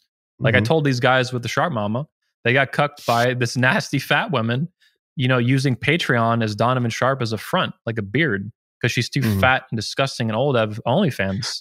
So she uses Patreon, right? Fake and fraud. All these guys that gave money to them on their Patreon, they all got cucked. They all got, they're all simps. Instead of being simps for women on OnlyFans, they're simps for dudes on Patreon. It's not who you're simping for that's the problem. It's that you're a simp, right? Whether it's Donovan's wife cucking you or they're fake and fraud simping or, you know, cucking you too. It's the simping that's the problem. And they're fucking simps. That's what they don't want to face. And they until they're not going to change until they face that fact that they got fucked. They stole money from you. You paid them $100 on Patreon over 8 months. Yeah, they fucking stole it from you. Basically, they fucked you. There's a lot of really cool stuff that you're talking about in here. the nature of conflict and all that. But I think the thing that's really important is that, okay, so imagine that you put yourself in the position of, you have a bunch of guys simping for you as a male content creator. Yeah. Like, that's the position that a lot of these guys have gotten into. It's Goes to their head too. Well, yeah, because I get DMs from guys. Like, I got a DM from a guy last night. Like, I really need help, preparing for such and such a thing. Please help me. Like a real desperate kind of cry. And like, I'm just like, I don't know really what to do with that. You know what I mean? But if someone who is wired differently psychologically could be like, oh, I can make some money off of that guy, or may like the feeling of that savior kind of complex. Like, I'm going to save this guy. And then once you run that out to, hundreds or thousands of people and thousands of dollars a year, it's really easy to be able to keep men and to facilitate, men who have that simping kind of mentality, in that kind of trap, that sort of to sort of start to embody that savior complex. And that's, that happens. That really, really happens. And it's not just in this sphere, but in so many others, where you get this cult of personality. And the center of the cult of personality is the person who needs, wants, craves the attention. Who needs to hold themselves in that position. And then they and their cult get trapped in this kind of dynamic where, it's, and once you introduce money into the equation, then you got the whole fake guru situation. And this is old. Like, this wasn't invented in the manosphere. You know what I mean? Like, so it's been going on for a really long time, but now it's showing up in the manosphere. And I think what people are mistaking as drama is in fact conflict of you standing up and saying, that's wrong, that's bad, you're a fraud, I'm going to expose you. Enough is enough. You need to get out. Exactly. What also is happening, I think, is that, look, I've been in the manosphere for like 16 years. Yeah. And even the primary reason that our videos are free to the world, like a TED Talk, is because I hated the frauds back in the 2000s, in 2006 and 2007. I knew that a lot of these guys were losers and liars. They were just fucking frauds, right? They didn't have skills with women, and they didn't have legitimate knowledge to pass on. It was just bullshit. The pickup guys, overpriced DVD sets and sales pages 1,000 miles long, written by somebody in India for $10. Like, it's all retarded, right? So I wanted to fight back with a better product at a lower cost that was like absolutely lowest cost possible, free, and then super high quality video production with good speakers. But basically, it was a combative tool against the frauds. What I want to say now, though, is that there's always been frauds in the manosphere. It's gotten worse over time. Since I think in the 90s there was a lot less, and in the 80s with the proto manosphere you probably have very few. But in the 2000s, that's when money started getting really heavily involved. That's when the game came out, that went viral. There was the boot camp craze. You had constantly guys paying $3,000 a week or weekend for a boot camp. That was like very commonplace back then. A lot of that was going on. It was a multi-million dollar industry. Still is, right? Yeah. But what I'm saying is, really rarely did a fraud get exposed back then. This didn't even happen. They got away with it. They got away with it. They took the money and they ran, and they're gone now. Now what's happening in the manosphere is for the first time ever since 2019, when this civil war, so to speak, in the manosphere kicked off, finally, there's real pushback against frauds in this community for the first time ever. The only guy before me that I ever saw do anything about it was Ross Jeffries. That's it. I think it was him. I think it was like PUA watchdog, because he knew what was going on. He'd been around since the 90s doing this thing, and he saw these upstarts, and people just bitched at him like, oh, you're just jealous. All the same shit now, right? All this clout chasing. It's like, no, these people are frauds. They're selling you behind a keyboard. They're anonymous. A $97 fucking ebook, right? Or an $800 DVD set. And that guy doesn't get laid or bangs old fat women. And Ross Jeffries was the only fucking guy to do anything about it. And he got hell for it, right? So what I'm doing is that at a much bigger level, because I'm trying to do this now through multiple communities, right? Red Pill, PUA, whatever. I don't care. Anybody that's trying to get involved with men and masculinity issues, if you're a fraud, I'm going to hunt you down and expose you for being a piece of shit fucking loser, and the world's going to know it. I can't control everything that happens after that, but at least I can share the truth and shine light on it like a sanitizer,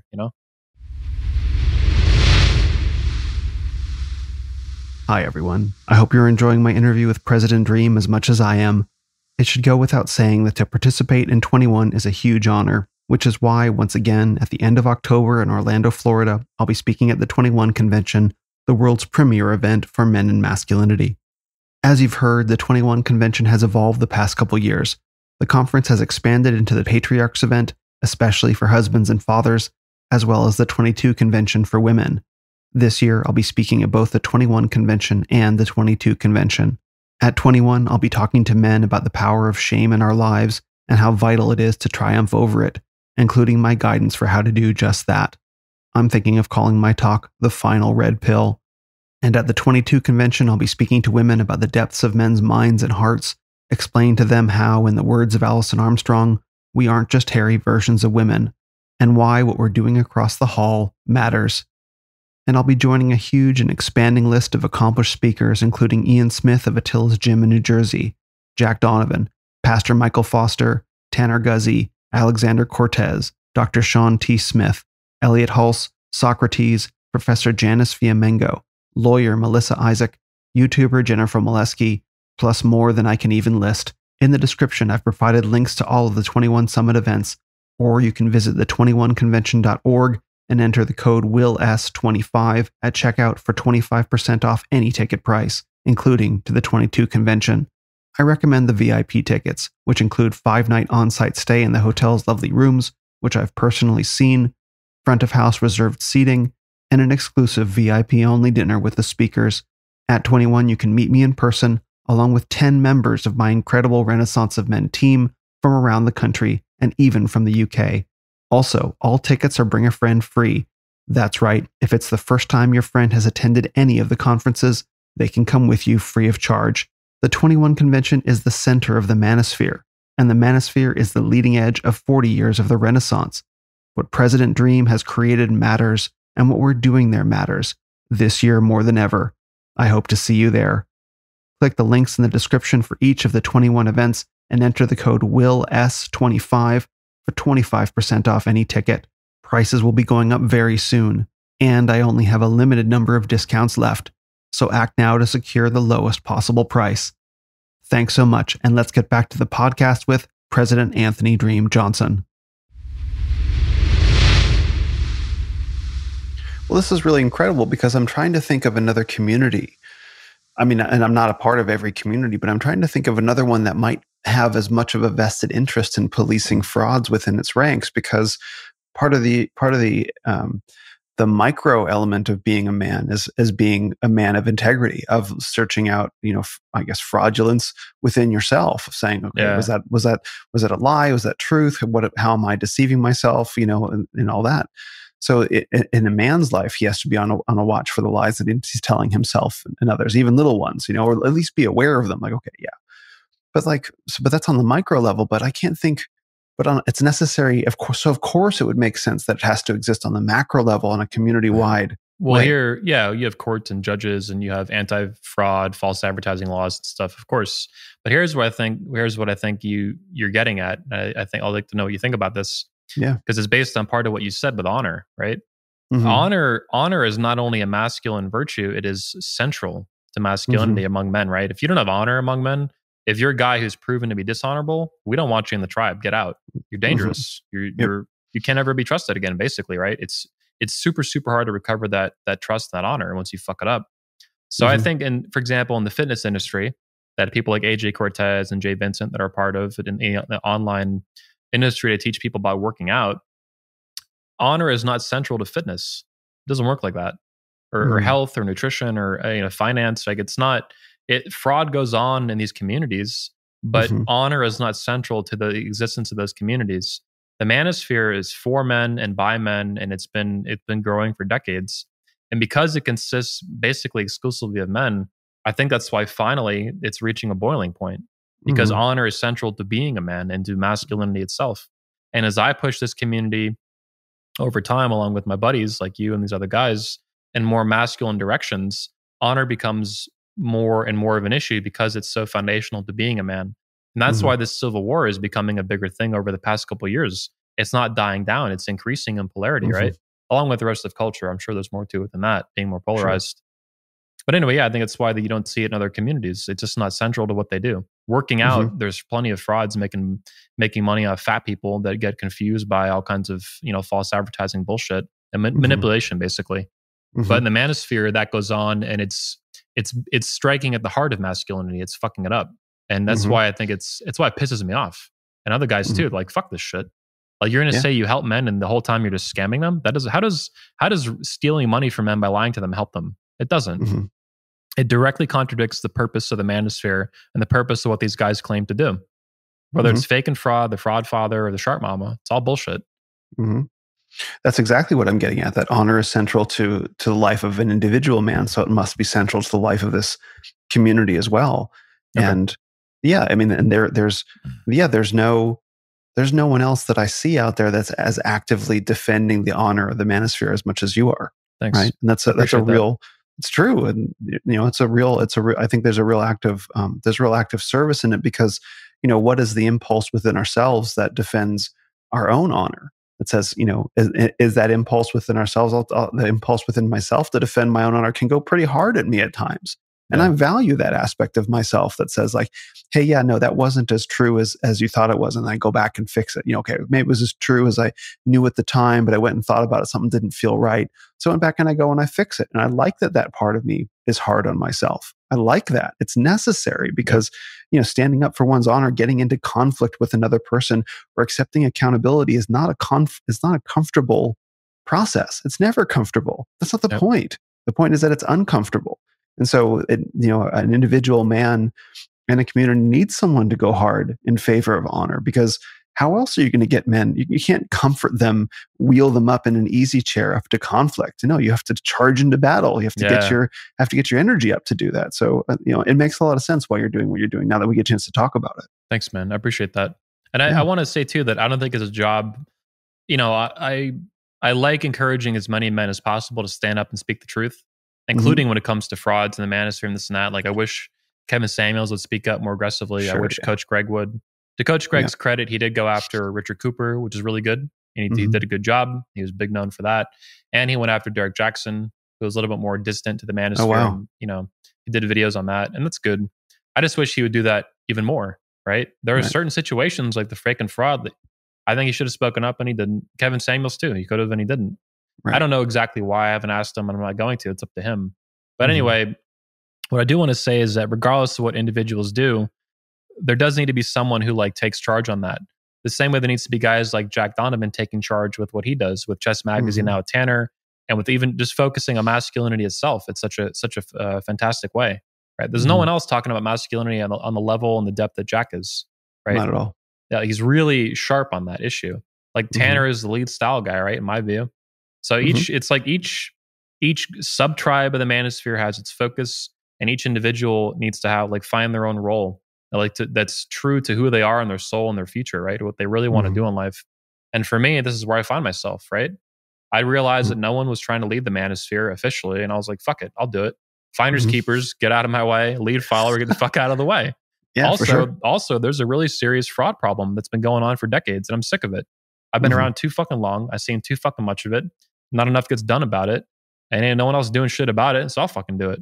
And that's what I've been doing now for a couple of years. So yeah, it's been it's just what I think I'm, I guess, made to do for the time being, and I think I've been doing pretty good at it. I'm going to keep doing it, and no matter how many times people scream at me to stop, Well, you shouldn't. And the missing part of the context that I wasn't aware of, and this is where 15, 16 years of experience comes in, which I guess we talked about earlier, is that you saw the pickup guys back in the day scamming dudes. Yep. $3,000 conferences, ebooks, or whatever. They're going to turn you into some sort of pickup master. Yep. And it's like, do you get any results? Well, no. Maybe you do, maybe you don't. Yep. But one way or another, I get $3,000 by for the boot camps. Yeah. Yeah. So you see that for long enough, and it's like, that's gross, because these men, they're not looking just to get laid. Maybe if you frame it to yourself that way, they're looking, this is what Socrates, told me, which was so cool when I sat down and interviewed him, was that a lot of guys came to the pickup community just looking to get better socially. They weren't trying to rack up huge notch counts. They just wanted social skills, that's a whole subject in and of itself. But that's why they came to that world. And you're preying on these dudes. Yep. You're preying on these dudes that desperately, they want to be loved. They want to have connection. They want to have friendships. Or guys fresh out of a relationship or a marriage. Like they're hurt, man. They're in pain. Like these are not men you should be preying on. They can be in a dangerous psychological position. Like, if they want to go do something or buy something, I'm not going to stop them. But it's like, that's not really, they really just need to get in and calm down, be around other men that can kind of guide them on a pro bono basis. They shouldn't be just, forking out money left and right. But that's what these guys prey on, right? They prey on wounded, vulnerable guys, because that's who it's easiest to get money out of. It's like a hooker or a stripper preying. I view these guys in the same level as an aggressive stripper or hooker. who is like completely unethical and is looking to prey on the most wounded guy in the club or whatever, right? That's because that's who you can get the most fucking money out of. If he has the money because he's hurt, he's emotionally vulnerable to fuck with and take money out of. That's what they do. And then they keep him stuck there too on top of that, which is even more sick. Even strippers don't even do that. And this goes back to what we said at the start of the conversation or earlier about, oh, thanks for saving my life. To the response, the proper response is, you saved your own life. Yeah. Right? I may have facilitated some things that you didn't know, but you saved your own life. Versus what someone would say is, hey, you're welcome. Like guys would say that. Yeah, I saved your life. It's like, no, you didn't. Sean Smith, great guy, amazing guy. Yes. How many sessions has he been in where he actually, his presence with that man or even woman was really the decisive factor in what they were going through, to really make a meaningful shift in, really clinical issues, clinical depression, clinical anxiety, which he's trained to treat. But even Sean wouldn't say, dust the dirt off his shoulder. Yeah, I saved that dude's life. No problem. Yep. You know what I mean? It's like, but that's because it's not, you recognize that it's not about you ultimately. You build a career. Sean is mentally healthy, which is why yes, that's why he doesn't do that. Anybody who's mentally healthy, I don't like when people like blindly follow me. I try to make fun of them and get them away from me. And hopefully it will help them like wake the fuck up. I just don't like it though. It's weird. Like I don't know everything in the world. Like I think I'm pretty awesome and I'm fucking badass, but that doesn't mean you should follow what I do blindly. That's stupid. It means you haven't even followed the basics of what I'm saying. You're just cherry picking little things you like without seeing the fundamental picture, which is like lead your own fucking life, man. Be a man. It's okay to follow in certain ways at certain times in certain contexts, but like don't blindly follow me. I'm not your cult leader. I'm not your fucking guru. Leave me alone. Like I don't even know you. I'm not pretending. And that's the thing too, right? These guys, I've noticed this for years on YouTube, the fitness industry and the manosphere. Part of the way they grift, part of the way they con is they pretend to be your friend. Your friendly neighborhood red pill guru, right? Is what we see in the manosphere. No, they're just pretending to be your friend to get money out of you, right? We're in this together, right? For men. Are we in it together with your YouTube check? Is that going to get shared evenly among all the fans? Oh, no, I didn't think so, huh? That's just going to one fucking guy or one fucking company. No, it's all a fucking scam. So that's what I don't do is I don't pretend to be people's friends that I don't even fucking know. And that to me is sick when they're hiding behind a screen and they're, hey, I say fam, but I'm just kind of teasing and fucking around. I don't know you. Like, I'm not pretending to be your friend. I'm not your friend, right? You think you know me. You don't know me. But that's the thing is people know me in real life. They know I'm a lot different than I am on Twitter, right? There's like the online dream and then there's like the real life dream, right? Your Twitter's scorching lately, by the way. My phone last night, I was like, oh man. Thanks, man. Yeah, no, these are both congruent, but I express my personality in different ways. Sure. Anyway, though, I hate people who blindly follow me or what I do. Like it's stupid, and it means you have fundamentally missed the point of what I'm doing. Like you really aren't getting it, and I'm gonna make fun of you and hopefully piss you off in a way that makes you do get it. Like don't blindly follow me or anyone. Like go lead your own fucking life before you die. Absolutely. Well, there's I came from the sort of the inner work side of the men's world, so the Mankind Project and stuff like that. And one of the there's a lot of baby in the bathwater. There's lots of bathwater, but one of the things to take out is there's this phrase. It doesn't universally apply, but the men say you spot it, you got it. Meaning, if you see something in someone that you like, it's like I really admire your integrity or whatever. The response to that is whatever you see in me is a reflection of something that's in you. So if guys are coming at you and hero projecting at you, it's like, no, like I'm doing my thing, but what you're seeing really is a reflection of something that's true about you that you've displaced onto me. And some guys are very comfortable wearing that. Like, you're right, that is me, and that bolsters their own ego. And then on the flip side of that, though, also, between the alpha beta dynamic, the phrase that a lot of my friends use is gamma, the gamma male, which is like, guys who, they don't like the alphas lead, the betas follow or belong. I like to frame it in terms of like some men just want to belong. And the gammas actually subvert the hierarchy. Yes. Right? They're the ones who come in and try and fuck everything up because they can't be king. That's Rollo, by the way. That's Rollo. And now people, I did call Rollo the secret Gamma King, but the Shadow Gamma King, I think is actually what I called him. Based on what we've said, that sounds about right, actually, from what you're saying. But Alexander Cortez, AJ Cortez, I think was the first guy to call that on Twitter. And in my documentary, the short one, about 25 minutes about Rollo, I showed that tweet of AJ calling Rollo a fucking gamma male. And he's right. Rollo is not, I call him a beta male loser and stuff, but he's not. He's a gamma male. He's really dark and twisted and fucked up. Socrates recently called Rollo like the cancer of the manosphere. He's like a fucking tumor. Because he is. He's that fucking bad, man. Everything he touches dies. Donovan, the fake and fraud. These are little puppets that Rollo tries to set up, like these little franchises, right? Like little hypergamy churches to spread his message and sell his books, right? And he was counting on fake and fraud to continue growing. Instead, they imploded because Rollo's he fosters negative personality traits and character traits. He finds them in people, and then he fosters more of them. He breeds more cancer and more retarded shit because he's a fucking gamma male. And that's what guys don't get, right? I think Vox Day, as he calls himself, I think it's Vox Day is really how you should say it. He was the one who coined these, the manosphere and gamma male and stuff like this, omega male. I think he's even, I think he's kind of loosely friendly with Rollo, but even he doesn't see Rollo for being a gamma male because he's distant. He doesn't know Rollo at all. Yeah, he's not invested in this community. Yeah, he should be. I mean, Manosphere is fucking awesome. Like, I think Vox is cool. Agree. Yeah. But I mean, Rollo is really a super gamma king. He's the biggest gamma male that there is. These other guys aren't gamma males. Donovan's not a gamma male. He's a beta male. Fake and fraud are not gamma males or alpha males either. They're beta males. Most of the frauds are just beta males, but some of them are gamma males. MLD would be another gamma male, for example. He's one of the few. Like, he's really fucked up. He's a child stalker. So some of these guys are like, when they go next level, fraud or weird shit like child stalking, then they're basically, that's kind of the tell sign that they're gamma males. Their personality is so twisted and so fucked up and so retarded that they've crossed the threshold from loser beta male to gamma male. But will just fuck everything up for everybody. That's one of the reasons also that we have to get rid of them out of the manosphere because there's super toxic poison.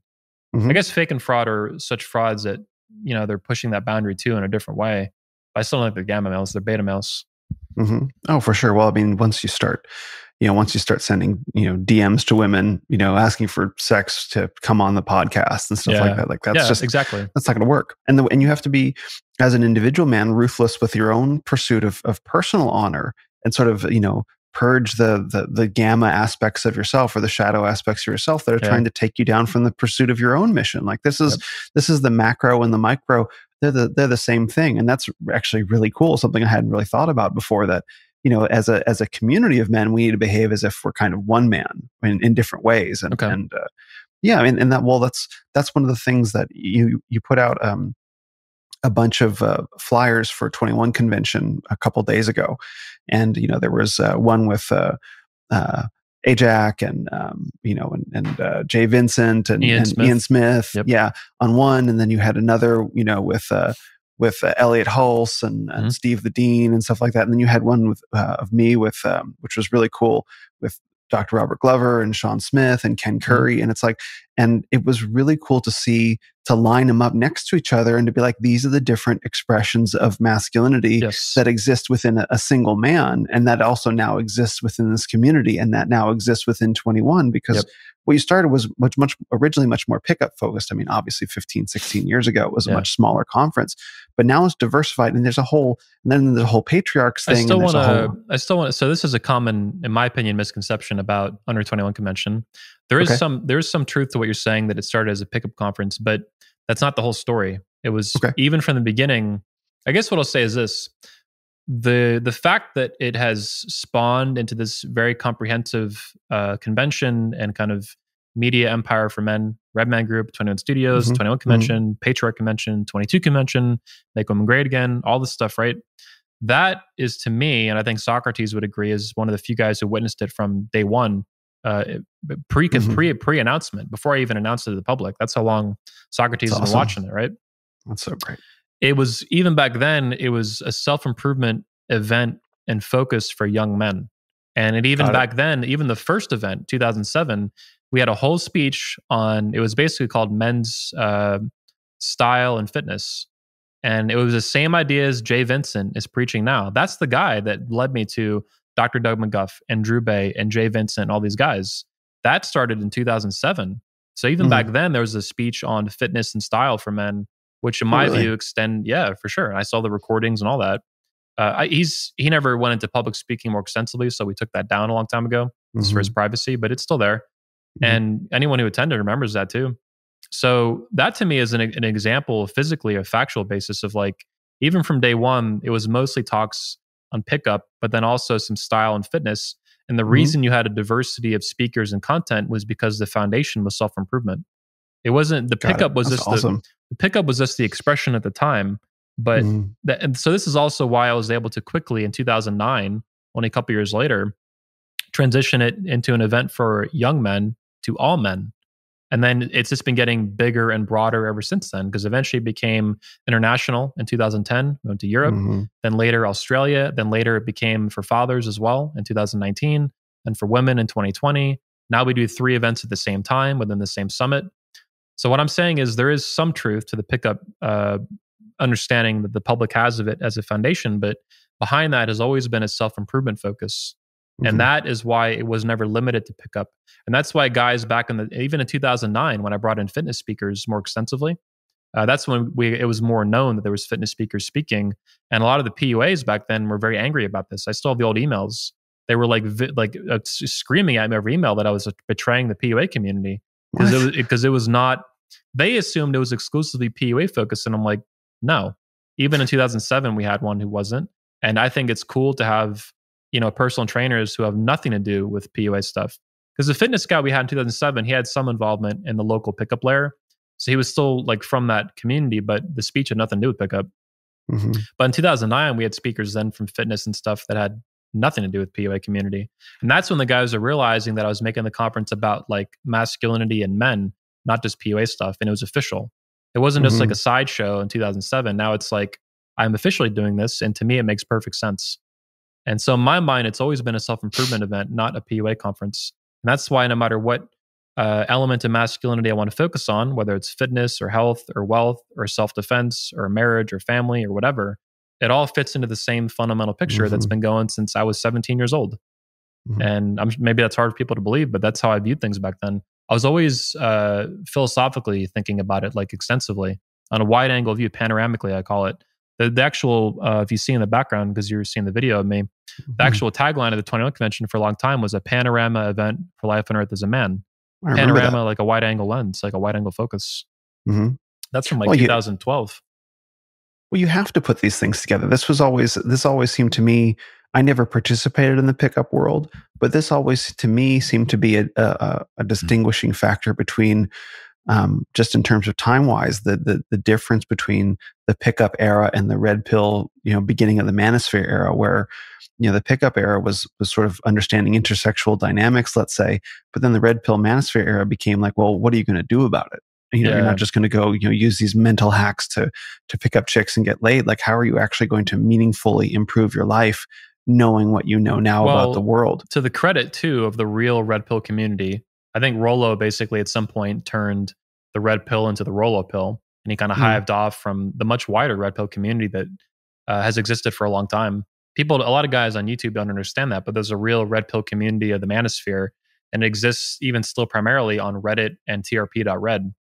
They got quarantined by Reddit and kind of censored, so that fucked it up. But it was pretty big before he got quarantined, like 300,000 men in it. And Rollo was a figure here, but he had many competitors, and his stuff, was respected, so to speak, among that group. But it was not the only game in town. He was one red pill guy of many. What I will give the red pill community credit to, though, fully, is that they were the first ones to take seriously building a unifying theory of like what's going wrong in the world for men and in dating and relationships and intersexual dynamics. The PUA community didn't really do that. The farthest it got, it was mostly just like social skills, which is Socrates is correct. Dating skills, picking up girls, same night lays. There was not a lot of content on relationships, very little. Socrates was a pioneer, I would say, in that community back then, for even focusing on that at all. He was calling it out in a business sense too. He's like, these people are stupid. Like, you have all these guys who they get girlfriends and they have relationship problems. They need help, and no one did shit about it. No one, nothing. It was. I mean, he brought it. It was a great point. Like, it was dumb on multiple levels back then to not focus on that. But anyway, outside of mystery with like survival and replication, very few teachers back then, because a lot of them were frauds or whatever, they just didn't have any thoughts really as to what the fundamental issues were that were going on in culture. What's the unifying theory that could tie a lot of these ideas together? And that's what the red pill community did really well. Andrew the Private Man was an example of that. When he spoke, the red pill speaker, before he died, unfortunately, of eyeball cancer, his speech was like called, I think, the why of how, and it was about the red pill itself. Like, not only is the pickup is the how do you go pick up girls, but why does it all work? Why does it tie together? And he was trying to tie, these ideas together for the guys using the red pill and using some of the ideas we see today, even hypergamy and stuff. But in PUA, I was in there for, that was the predominant community that I was a part of from the Manosphere for a long time. And there was very little thought as to like, and that annoyed me too. Because that's how I found Rollo actually in 2015. We were searching for speakers to help me build out more of like, what the fuck is really going on in culture? Because the PUA stuff, it's cool for getting laid, but like, what are the deeper issues at play? And these guys aren't answering it. My speakers, I thought, were doing some of the best work to that. And they were doing some good work for that, but there's much more beyond that. So that's really in my own research, trying to understand the history of everything that's been going on for the past 40 or so years. That was a real shift. It just that I determined when the pickup guys gathered all this raw data about, the way that women work and discovered eventually that what we're told is going on sexually is not what actually is going on. Yeah. Right. Because they had the raw, sociological research, I guess you might say, to validate it. They wouldn't even to get today. But then it was the red pill guys that really took it and put it together and be like, well, hold on. If that's a lie, then this is a lie. And if this is a lie, then that's a lie. And then and then you get into real, like, not intersexual red pill, but like real, like, capital RP red pill about the world and life. Yeah. And then it was out of that where it's like, that's where the whole sovereignty movement was born of, because you recognize that you're being lied to about really everything. If you're being lied to right down to the level of men and women and families, what are you not being lied to about? Yes. And so then you start getting into sovereignty, then you start getting into, aspects of homesteading, and then you come around, which is where 21 is at now. We've got Pastor Michael Foster, leading the Patriarchs event. Like it ends up in Christianity and religion and faith. And it's really powerful. I don't know did you expect to get here after 15, 16 years? No, man, not even. It was a one-time event, man. That's what people don't understand. It was not a business. It wasn't even supposed to be an organization. It was supposed to be just like a one-time hobby event. And then I got the guys at the end of the first event were like, when's the next one? They just expected more of them. And I was 18 years old at that point. I was like, I in my head, I was like, oh shit, I didn't even think of that. That's really went through my head. And I was like, next year, same time. And then I realized very quickly I committed to doing another one, and I liked it. It was fun, and it was really cool to pull off. So I was like, I'll do another one. 2009, I almost ended it all. It was exhausting to do these events, man. Sure, so I almost made 2009. I was telling the guys, like, I think this might be the last one. I'm getting kind of exhausted from doing it. It's fun. It was getting bigger and more complicated. And I'm like, fuck. But then I dug my heels in and did obviously a lot more of them. And it's 15 years now. But I never in my wildest dreams. It was supposed to be an event for young guys, right? Self-improvement, fitness, picking up chicks, right? Really, it wasn't even supposed to be an event. It was supposed to be a meetup group. It grew from, it was supposed to be a meetup, like a meetup.com kind of thing, right? And then that quickly turned into a convention, and then the Under 21 convention. And then it's just been this constant evolution over time. And no, I never thought it'd have anything to do with religion, pastors. If you had told me in 2007 or 2008, even the second year, that I'd have pastors and reverends and stuff speaking on the stage about masculinity and issues and stuff like that, I'd be like, what the fuck? What? Like, that would have been, because I'm an atheist and I was an atheist then. Like, you gotta be kidding me.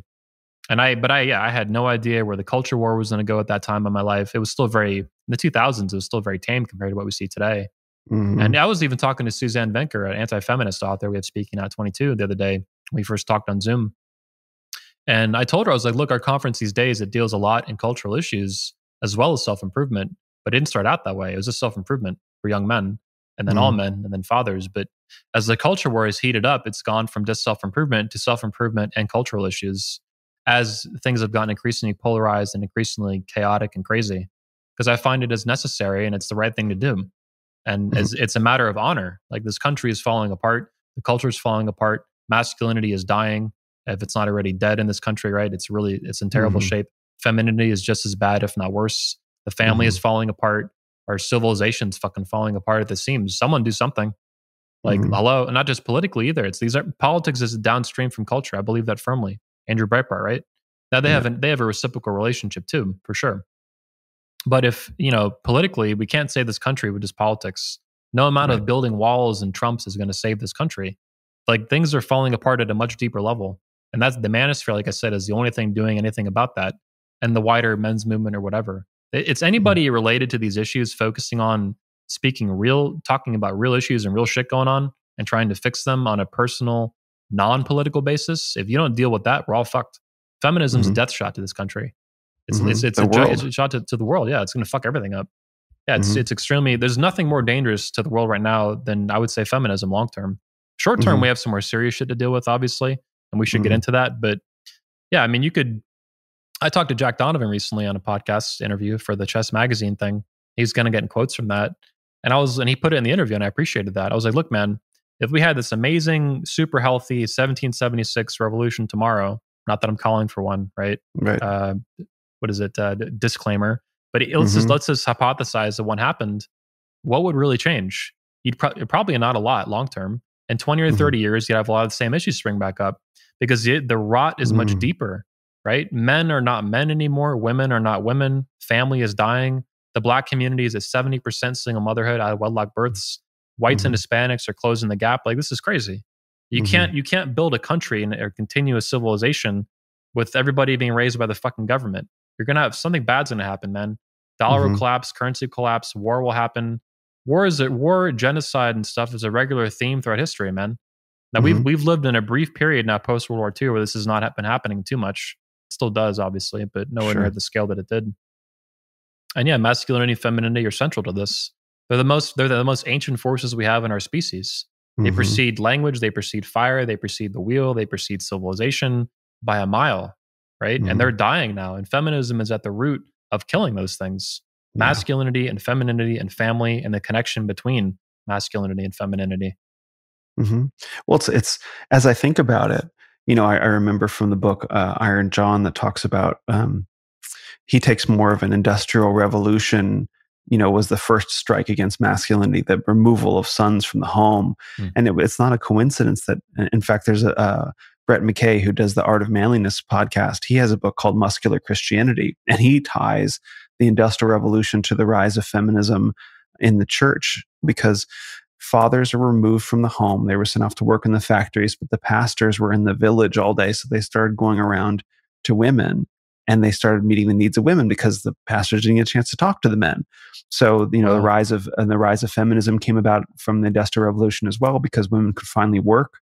They could do, work similar to the men. It wasn't necessarily based on physical ability in terms of carrying bales of hay and mining and stuff like that. They could do factory work. So women were participating economically more. So they wanted political participation as well.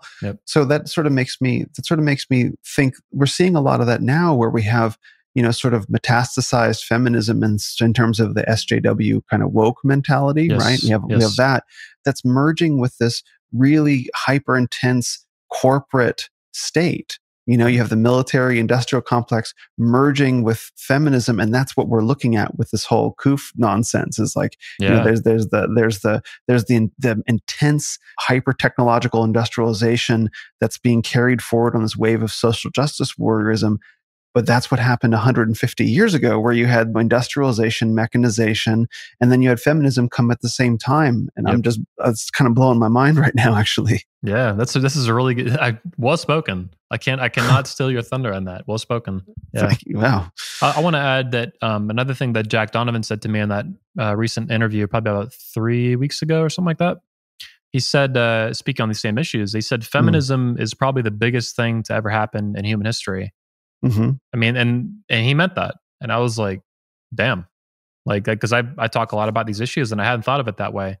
As much as I see it as a threat, I hadn't thought about it and tried to compare it to other historical things that have happened, which is unlimited, right? The fall of Rome, the American Revolution, the Magna Carta, the Jesus, the birth of civilization, right? Agriculture, there's a lot of big things that have happened, but I think what Jack was trying to say, and he can speak for himself if he's interviewed or, maybe he'll write about it. I think he should. But that claim, I never heard that. And what he's saying, I think, is that feminism is basically, with the Industrial Revolution or without it, and other geopolitical events that have happened in the world since then, feminism is fundamentally changing the relationship between men and women rapidly and without respect for nature. And that's how I interpreted it. And I'm like, that's what I'm like, man, this guy is hitting the nail on the head. Fuck. Because we've never seen that. There's been nothing like feminism. There's been, in the fall of Rome, I think you saw the rise of women and these different things, other issues and shit. So there's like proto-feminism, chivalry and shit, but really this feminism that got started in Seneca Falls that we're seeing now with the wokeness and SJWs, I view as the child of feminism. It's metastasizing cancer. Yeah, it's gonna kill civilization. And I think we've never seen anything like it. The founding fathers didn't have to deal with it. Napoleon didn't have to deal with it. In the Dark Ages, you didn't have to deal with it. You had to deal with other shit, bubonic plague and shit. But yeah, it's big shit. And the average person today has zero awareness of that. They swim in feminism like fish. They see it as this water, and it's just around them. Like, what water? Like, it's all around you. Feminism has dominated everything in culture, and it's dangerous. And it might be so cancerous that it kills the country you live in. And like, oh, it's just about equality, blah, blah. Like, no, man. Right. It has nothing to do with that. It never did. You can't even speak against feminism to a normal person. You even say like maybe some things of feminism weren't good, and they react in horror. Like how could you say that? Like there's I should really write down a list of things in our civilization that can't be questioned. Feminism is one of them. Yes. You cannot question feminism. You cannot question vaccines, right? Yep. You just can't even say like, well, maybe it's a good idea to have, liability for the manufacturers. Oh, shock horror, right? Yeah. You can't question climate change. Like, why is it that we're not allowed to question these? And of course, there's a big list of other things as well. The science is settled. The science is settled. Yeah, well, the science is evolving is the new one, right? It's like settled, but we settled we were wrong, right? But like, so it's like, but feminism is one of those things you can't even suggest, that there was something wrong there. And I agree with Jack that it's the most fundamental, powerful force because it's driven by this sort of Marxist ideology that you can reshape society however you want, right? Because the Christian counterpoint is God has divinely designed society, men and women, or in this particular way through these various spiritual and material mechanisms to make men and women are women, and you can't reshape that. And Marxism says there is no God. We're going to remake society as we see fit. Yeah. And feminism is the first. Like you said, the most fundamental expression, the two most fundamental forces in the universe are masculine and feminine. And on Earth are masculine and feminine. So if you say that they have no basis in reality and you can just mix and match and mess them all up, there's really nothing more fundamental to being a human being than being a man or a woman. That's right.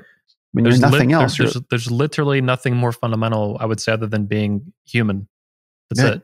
Like, you're a human being, and then what kind are you? That's literally the first step out the fucking door. You're an individual human being, and then you're male or female. That's it. But now, of course, there's 500 genders and all that shit.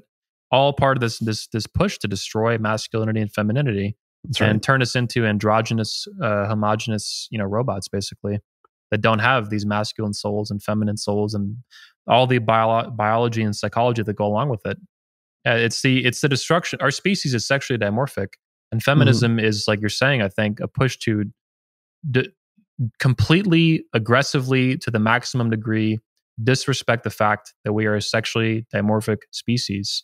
We always have been, and there are several 100,000 years, or a god, or whatever, that have made this so.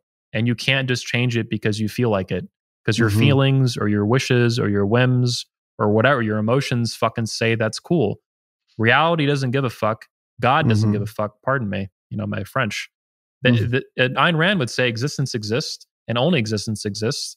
And you can evade reality, but you cannot evade the consequences of evading reality. And that's what these people think they can do. That's awesome. Yeah. And they can't. It will always, this is why you have to respect nature. Whether God created it or not, I don't really give a shit. We are here, and we're human beings, and your body and our species is very old. And feminism is this insanely aggressive push to fuck up the most foundational point of all that, male or female, man and woman, and then how we connect by fucking and breeding and building families. It's fucking up all that. And the average person just has no idea. Like you're saying, you can't even criticize feminism even a little bit. The minute you say that, like, hey, feminism's kind of weird, and I think that they're extreme and they have a lot of stupid beliefs. Let's talk about it. Oh, you want to enslave women? Oh, you want to repeal the 19th Amendment? They jump, dude. They go from 0 to 100 miles an hour in a heartbeat. The minute you say feminism is anything less than perfect, the fact that you even think it's not perfect, that you even want to talk about it and criticize it, you're not allowed. For a long time in this country, it's been the case. It's insane. Well, the fact that you if you even want to, I guess the way that I frame it is, the one thing that can never happen is you can never tell a woman no. And what the abortion debate is really at its base is about is that nothing will stand in the way of giving women whatever they want. And if they want to kill a baby, they will never be told no by a man. That's the ultimate expression, that a woman can take a human life and not be told no. Yeah. You know, and I met up with an old friend that I hadn't seen in like 17 years. And we were traveling overseas. I went to visit her in New Mexico. And, you know, we got to talking about abortion. Like, I could tell we were kind of dancing around, getting into deeper issues in the conversation. And I had to point out to her, like, it's a human life. It's not going to grow into an alligator or a tree. It's going to grow into a human. You know, it's a human life. And so that's at the bottom. I think what feminism, you know, really says is like, you can never tell a woman no. And that shows up.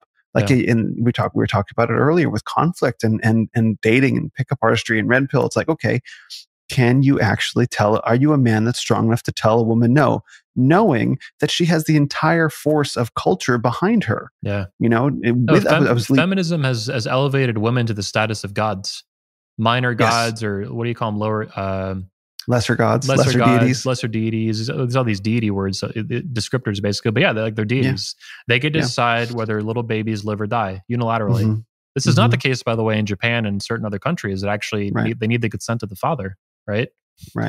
Which is, you know, that's still not perfect, but it's a lot more in the right direction. Like, you don't get unilaterally decided this baby lives or dies. What the fuck?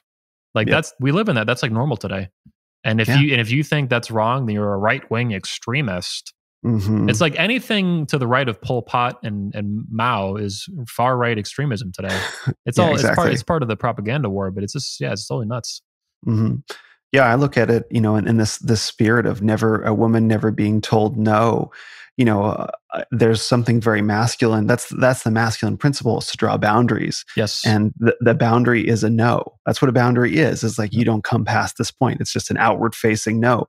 And I'm just looking at the craziness that's going on, and I say that there is the biggest cosmic no coming. You know, and that's what we can all feel, is that reality will assert its primacy over propaganda, over the ideology soon. What does that look like? Who knows? But it's like, at some point you're going to reach the end point, and you can scream, you know, white supremacy or patriarchy all you want at the laws of physics, and they're not going to change. Nature will win.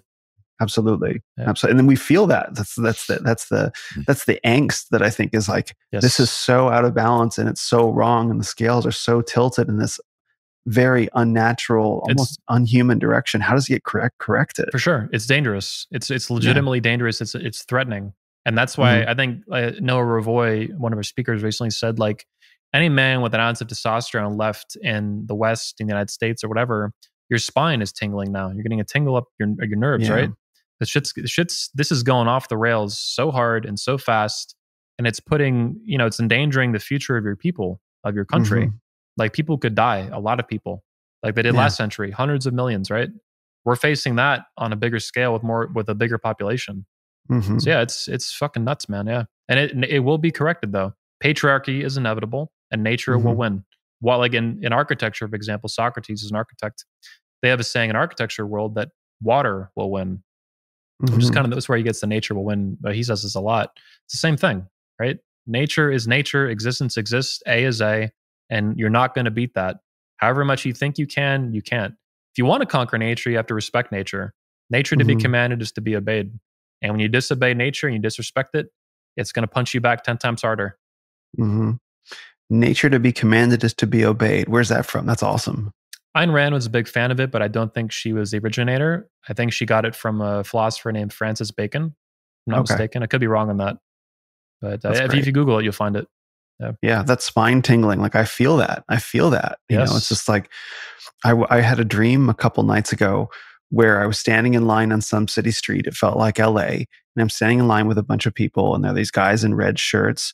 And there's it's some vaccine something. And the people are pushing back on the guys in red shirts. Like, I don't really know what's going on. And then suddenly everything is falling. Like, as if the whole street and everything just dropped like a pancake, like a collapse underground, and everything starts falling. And I felt that sensation of falling in my entire body in the dream. Wow. Like, I'm falling. And then I woke up, and it was almost, if you ever had one of those dreams where you feel like you're bouncing in your bed, it was exactly like that.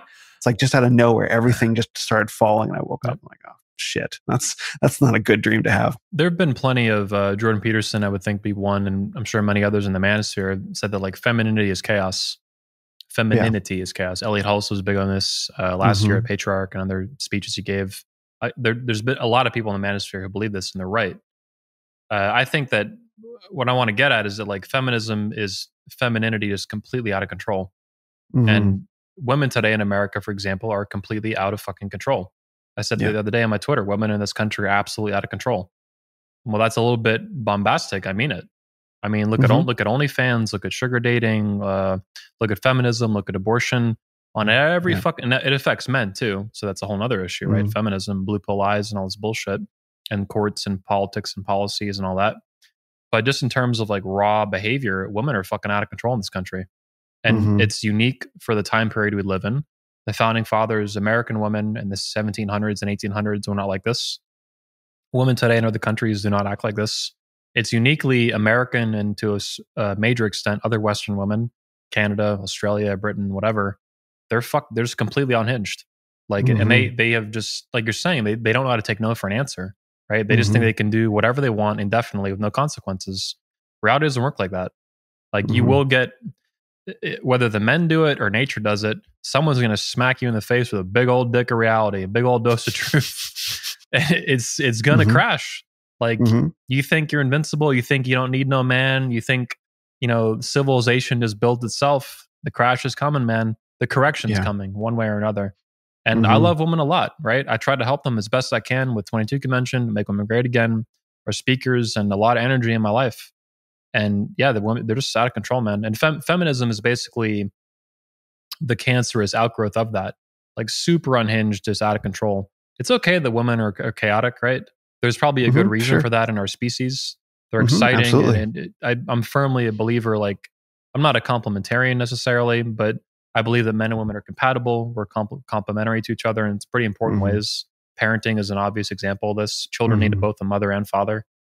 It's just nuts, man. Feminism is femininity just completely unhinged and out of control to a really extreme level that we've never seen before in human history.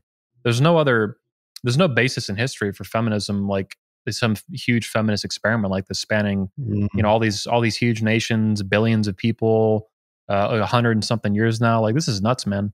And it's gonna blow up in our face. And then hopefully it doesn't fucking repeat itself, right? Like most of history and human beings. There's a science fiction book called A Canticle for Leibowitz, which takes place after some apocalyptic collapse, which the book was written, I think, in the 60s. So it was probably more like nuclear war at the time. I don't think that they foresaw we were getting now.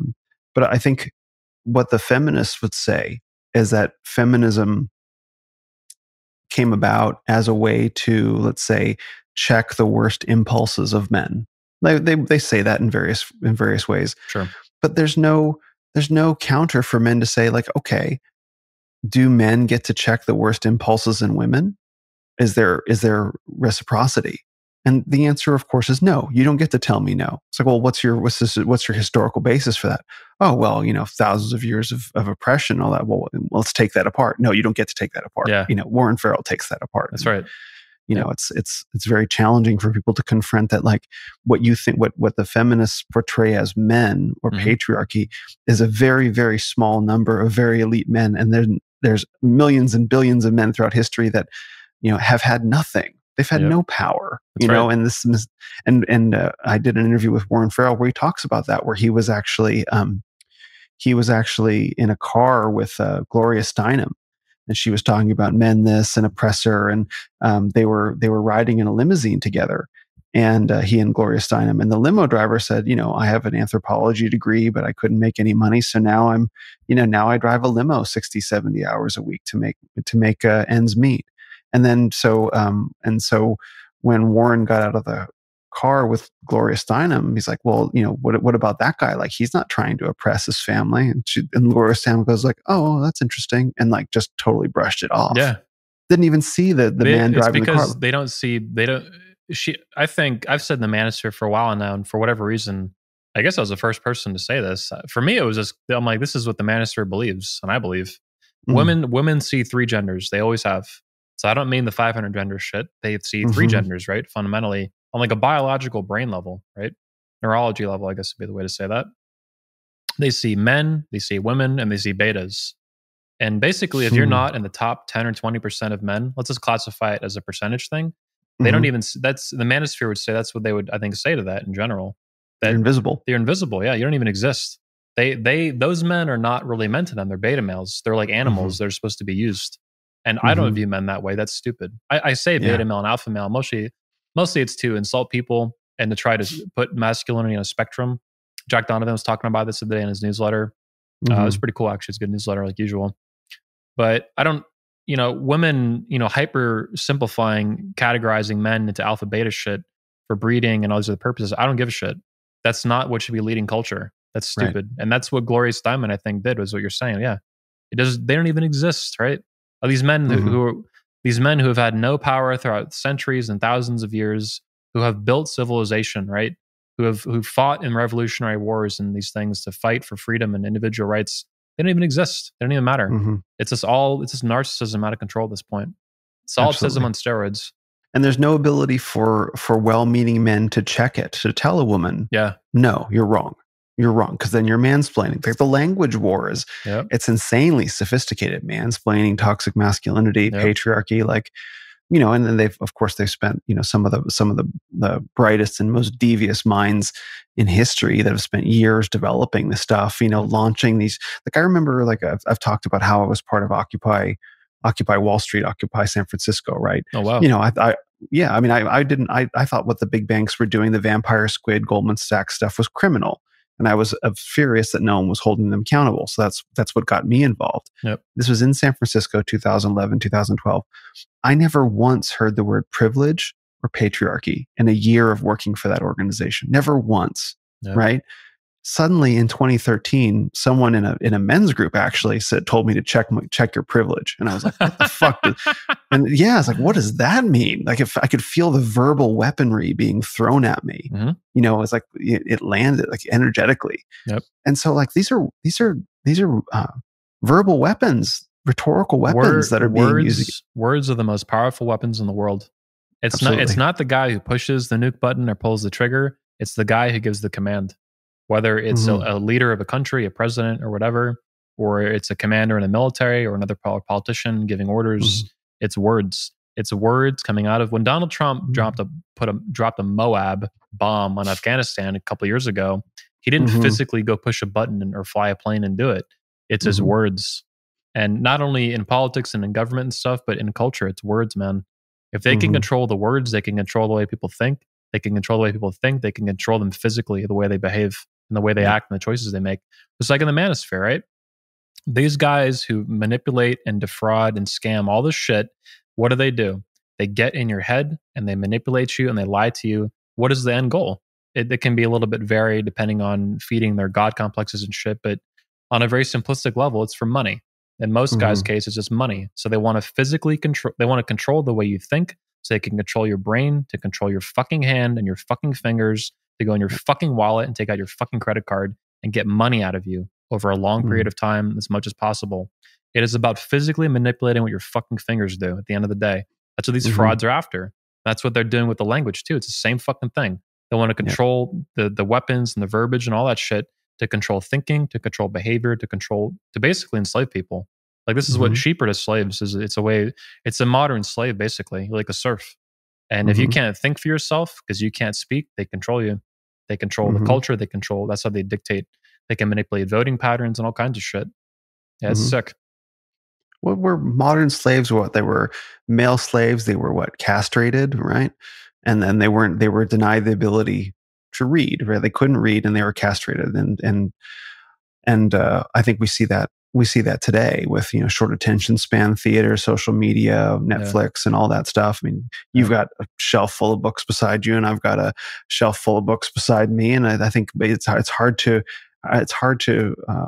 overestimate just how important the printed written word is. Not in the Kindle, not an audiobook, but the printed, like read a book. Yes. But then also, decastrate yourself. And so, well, I mean, this is what we're doing, right? Like, we're taking men that have been fully betafied, right? And we're hopefully rehabilitating them and get introducing them to their testosterone, to their strength, to the boundary drawing function. And who knows how they showed up? Maybe they showed up because of a bad divorce or a breakup, or they saw a video on YouTube, or who knows how they showed up. Yeah. But they're taking them out of this sort of beta male mentality, because, this whole corporate, bureaucratic medical state wouldn't have been able to advance without feminism, without the Karen mentality has infected teachers and nurses, and women freaking out because you're not wearing a mask.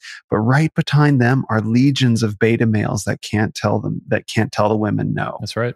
Like, what would a strong masculine culture, would it have any tolerance for all this crap we see today? No. What would the founding fathers do today? If you told them, we're going to put you under indefinite house arrest, all of you, right? Not just one or two of you, millions of you, right? House arrest. We're going to put a mask on your face, right? We're going to shut down your business for 6 months. And if it goes bankrupt, we don't give a fuck. We're the government. You know what they'd do? They'd shoot them. They'd kill you. Yeah. I'm not advocating you go do that. Anybody listening, right? FBI listening, whatever. That everybody knows, including the detractors of the founding fathers who don't like them, believe they're white supremacist, patriarchal, capitalist pigs. Who cares, right? Whatever, all this shit. They shot people over taxes on tea, like 2% or some shit. You think that you're going to lock them in their home? They would grab a gun and they'd fucking kill you because they were men. Not just because of the time they lived in, that was a factor. Not just because of whatever other factors you want to throw in there, because they were masculine and they were men and they were not cucked and they were not feminists. And if you tried to do all this fucking tyrannical bullshit to them, they wouldn't even hesitate. They'd fucking kill you. Yeah. Like they wouldn't think twice about it. They'd fucking celebrate after killing you. They'd hang you in the fucking street for the shit they're doing today. It's exactly what they'd do.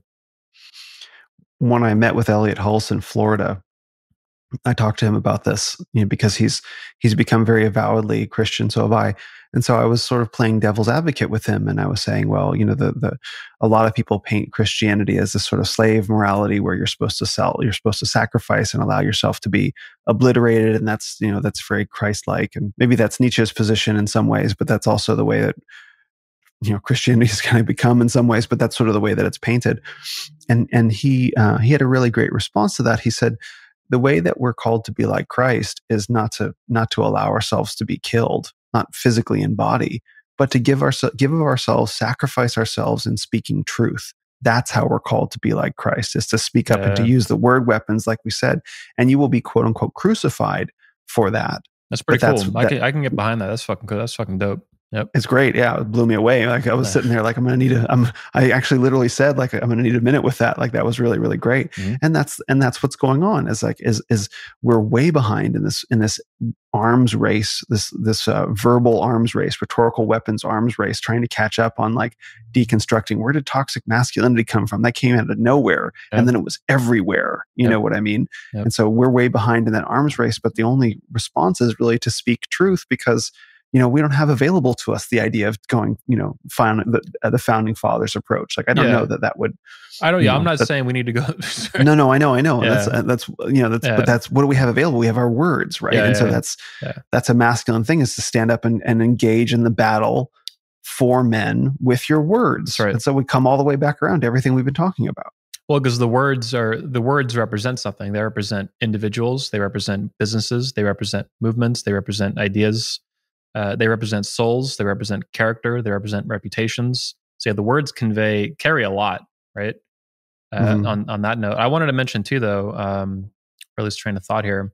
So I want to say that there's at least two elements of how this stuff works with feminism influencing culture. And you mentioned Occupy Wall Street. I like that a lot, because a book I was showing you, The Coming of Neo-Feudalism, a warning to the global middle class, talks about this specifically, and it was pretty cool. I saw a video about this too, actually. So some of what happens with feminism, I think, is organic. It's femininity run amok. It's the worst elements of femininity that are not being checked.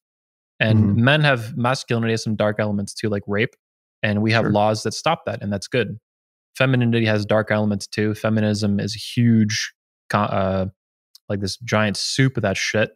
But even more specifically, you could say things like paternity fraud, very dark elements of femininity that are not checked really in culture and in law, and they should be. It should be criminal. You should go to jail for it, right? Trying to literally cuck somebody and lie to them on purpose. You should go to jail. It's like rape, basically. It's the female version of rape.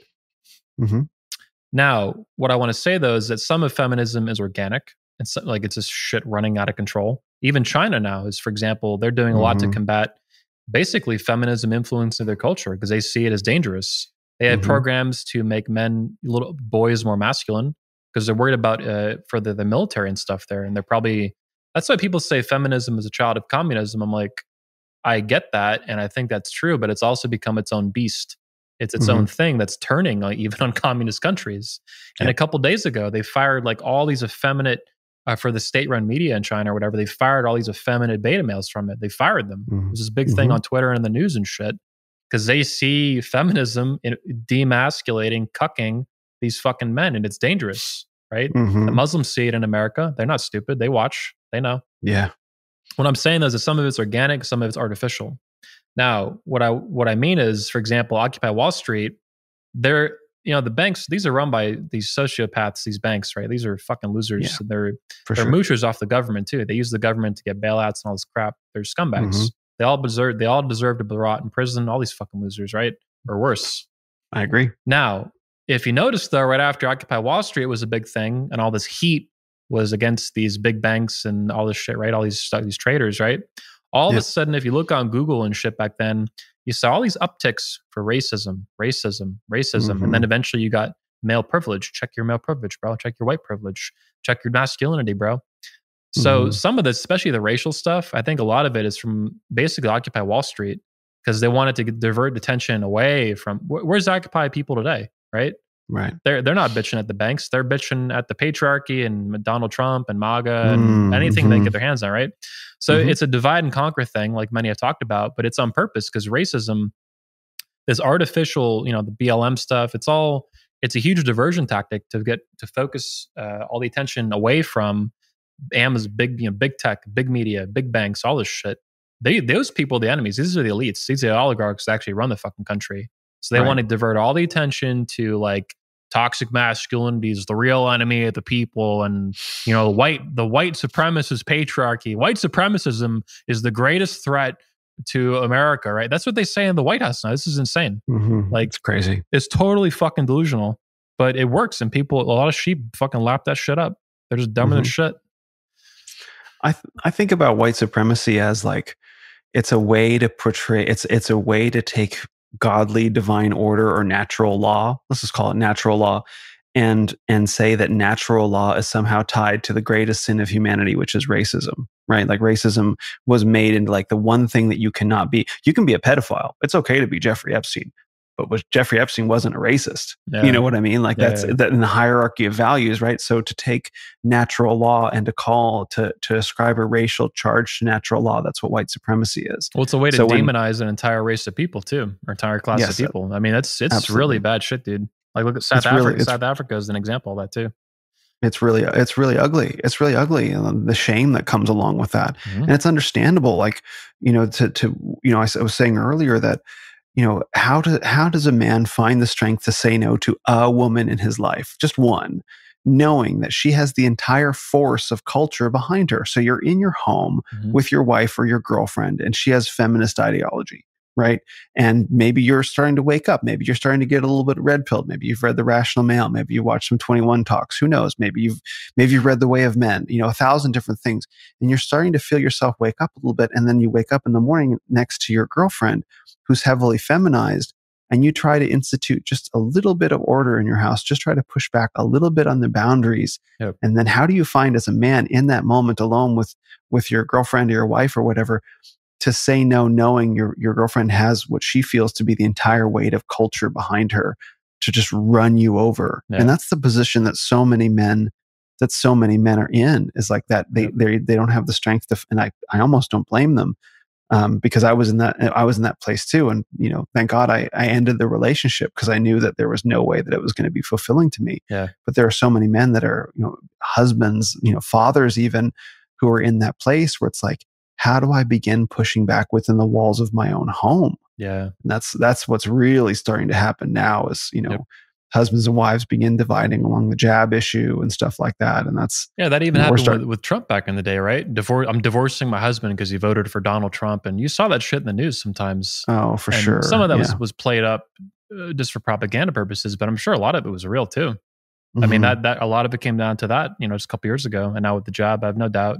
Yeah. No, it's sick, it's stupid, and it's unsustainable. You can't, you literally cannot sustain a country and a civilization beyond a single nation for a long period of time like this. It doesn't work. And whether it's patriarchy is inevitable, where you just have a huge economic currency crash and collapse, starvation, genocide, who knows, right? No one can predict the future with 100% accuracy, but like, it's gonna break, and it's gonna be bad. And we'll see if people wake up and fucking learn a lesson this time.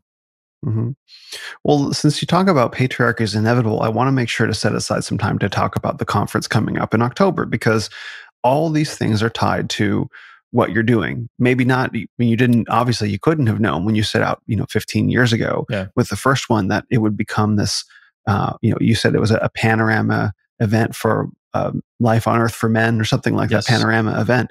But now, what I tell men is what's going on at 21 is way more important, because, as you say, the manosphere men are the only ones addressing these issues of masculinity and femininity. It ties into the encroaching medical bureaucratic state. It ties into feminism. It ties into everything that's going on. It ties into spirituality and religion, as we talked about, families. Like it's become this really important, really powerful thing that's grown so far beyond what it started out as. So I want to take some time to talk about the conference coming up in October and what's going on and who you've got coming. Well, allow me to begin by bragging and tooting my own horn that I have been a pioneer in the manosphere, and I don't get credit for it. And I think that's pretty natural when you excel at pioneering at a really high degree, like a Steve Jobs or someone like that, right? He believed that he never got the credit he deserved. He's probably right. With the revolutions that he did for better or for worse, right? With iPhones and shit now. Our black screens or black holes, black mirrors. Yeah, exactly. And he was very clear that no matter how many billions you make as an entrepreneur, like you never make like what you have really earned. You just don't. You have to find value in what you do in other ways. You have to find like reward in other ways beyond money, because it's never going to be enough. And it's just the way things work. Anyway, my point is, other than saying I don't get credit for the shit I do, but that just kind of goes with the territory, it's that I've been a pioneer in the manosphere in several huge ways. With a long-running event, we've talked about that. With starting of the first and only young men's event for men in the manosphere, the Under 21 convention, done that 3 times. The first, comprehensive event for all men that was not just pickup focused. That was a pioneering move. The first conference to be held on multiple continents, right? America, Europe, and Australia, and then same year too in 2012. These are pioneering moves for this community that people take for granted, because you think it's easy to put on a conference, and it's not. It's really fucking hard. Whatever the target audience is and whatever the place is, whatever you're doing, it's going to be hard. And then when you do it international multiple times per year, it's fucking difficult. Beyond that, though, I've been the pioneer, the first guy building a conference for fathers in the manosphere. As secular, that's like a thing. That might be the first time in American history that's happened. Typically, a lot of hotels were shocked. They immediately said, "Oh, is it a religious thing?" I said, "No, it's just for fathers, all of them." And they're like, "Really?" Like they really were surprised by this. Multiple hotels in Orlando, big hotels. They have hundreds, thousands of conferences, every couple of years through the years, right? That they deal with, and they had never heard of this before. And I don't know if it ever existed, because it's not a Christian thing and it's not a religious thing. There are Christians at it speaking, and this is an issue. And other religions too in the audience and these things. Like I'm an atheist myself speaking at the events. So that's a pioneering thing too. And then we're also the first, my company's built the first Manosphere event for women. Started that last year. And that might be the most revolutionary thing of all that I've done so far. And certainly the media thought so. When they attacked us in 2020, it went super viral. And 100 million people in the New York Times, New York Post, and all that stuff. That was huge, because that, as one blog identified, secular patriarchy, a super cool blog, obviously linked to what we're talking about in a lot of ways, even though I don't know the guy, that really never talked to him. But an amazing blog that's been long running in the manosphere, very long. He's like a historian, I would say, at this point in the manosphere. But he analyzed properly that Make Women Great Again was basically the first time in American history, recent American history, modern, even past 50 years, where men stood up and were going to say no to women, no to feminism, across a multitude of religions, religious speakers, non-religious. It's a secular event. 22 convention, Make Women Great Again, it's not a religious thing, right? It's for all women, right? All of them. Black, white, Hispanic, Asian, Christian, Jew. I don't give a shit what you are. All of these women in America are out of control. And we're going to make women great again. And men are going to do it. So it was the biggest, I called it the biggest fuck you to feminism that's ever existed. Because it is. It's a big, fat fucking no. All of it stupid, right? And we're the only people doing that. And I'm the one guy who had the balls in the manosphere to fucking do that. And I got a lot of pushback, not just from the media, not just from the feminists, not even just from the Rolosphere, even from within my own speaker group. Because the marketing was so aggressive and so polarizing. It was. People were like, holy fuck, Anthony, what have you done? I loved it. And I'm like, exactly, me too. I'm like, now that everybody, honestly though, it was some real serious pushback and I had to fight and argue. And I'm like, no, we're going to stick to this and we're not going to cave, not even a little bit, not even one fucking inch am I going to change this marketing for the feminists or anybody bitching it. I don't give a fuck because it's true. And it needs to be said and it's going to be said and no one's going to stop me. So this is, again, I pioneered a lot for the Manosphere and I'm really proud of that. And that's what you're seeing now at 21 Summit where it all ties together. We don't have the young men's event operating right now. It's really difficult to do events for young men because they just don't have money and, to like, are they going to buy a flight and a hotel and come for 3 or 4 days and buy a ticket? Like that's really hard to do at 19 years old, right? Yeah. But we have the men's event for men. We have the fathers event for fathers, the patriarch event. We have the women's event for the women. Now that has mostly male speakers at, but even some females now too. I allowed to talk to the women. The mansplaining thing, the mansplaining event of the century, I believe in that. And there was a purpose to doing that, both for marketing and for, I would say, spirit or philosophy. But I also think that some women need to talk to women too. The Janice Fiamengos, right? The Suzanne Venkers, the Jennifer Moleskis, right? Melissa Isaac speaking there too. I would love to get Camille Paglia as well. Paglia, yeah. Maybe even Christine Hoff Sommers. I'm not sure on that one, but maybe. Because she considers herself still a feminist and stuff like that. And we diverge pretty significantly, after second wave feminism. Or she's like basically a second wave feminist still. But yeah. I'd like to introduce you to Alison Armstrong. She's been talking to women about men for a very long time. Okay. And she's been very successful, but she's basically, besides Elliot Hulse, no one's really heard of her. And I've heard of the name. Yeah. Yeah, so I just did a 4-hour podcast with her a couple of weeks ago. What's her brand? She does the Honey Badger? Is that her? No, that's Karen Strawn, I think. Oh, okay. No, Alison Armstrong just goes under her name. Pax Programs, The Queen's Code is her book. But she's I think if I had to guess, she might find the Make Women Great Again messaging a little bit off brand for where she's at. But certainly the things that she talks about, like it's not unusual that there are women trying to talk to women to rehabilitate them in their relationship with men. Yeah, like the victimhood mentality, the resentment. She called resentment. In my podcast with her, she said resentment is like the salami of anger. Like it's cured and dried and it's solidified and hardened. It's like a really good way of looking at it. And there are a lot of women that are really just Lori Alexander, the Transform wife, amazing too. Like for sure. I interviewed her for 2 hours or more on my show about a month and a half ago. I love that woman, amazing. And she like you're saying with Allison, she's speaking to women and mentoring them, which is completely appropriate. Right? Yep. As much as women need mansplaining to be women and to be feminine, I view femininity as a very responsive and adaptive force to masculinity. They still need women to mentor them to be women. Like that's really fucking important, and that doesn't happen at all, almost at all today. There's some exceptions like we're talking about, but in everyday culture, that is like all but evaporated, right? Look at home ec. That's gone from schools now, right? For the most part. And how many grandmothers do you think are teaching their only thought daughters or granddaughters, sons, that literally these girls are 19 years old selling pictures of their vagina for $5 in college. Do you really think their grandma's teaching them how to bake cookies and tend a garden? Of course not. Everything's falling off the fucking rails. This is nuts, man. These girls are getting fucked on Tinder 30, 40 times a year. They are not being mentored to be mothers and wives by their mothers or grandmothers. That doesn't exist. And that's for the first time probably in fucking human history that's happened. And everyone's like, oh, and they scream at us, oh, you want to set back culture 100 years, you patriarchal bigot. It's like, dude, we're all about to die. Like, get back in the kitchen before we all starve to death.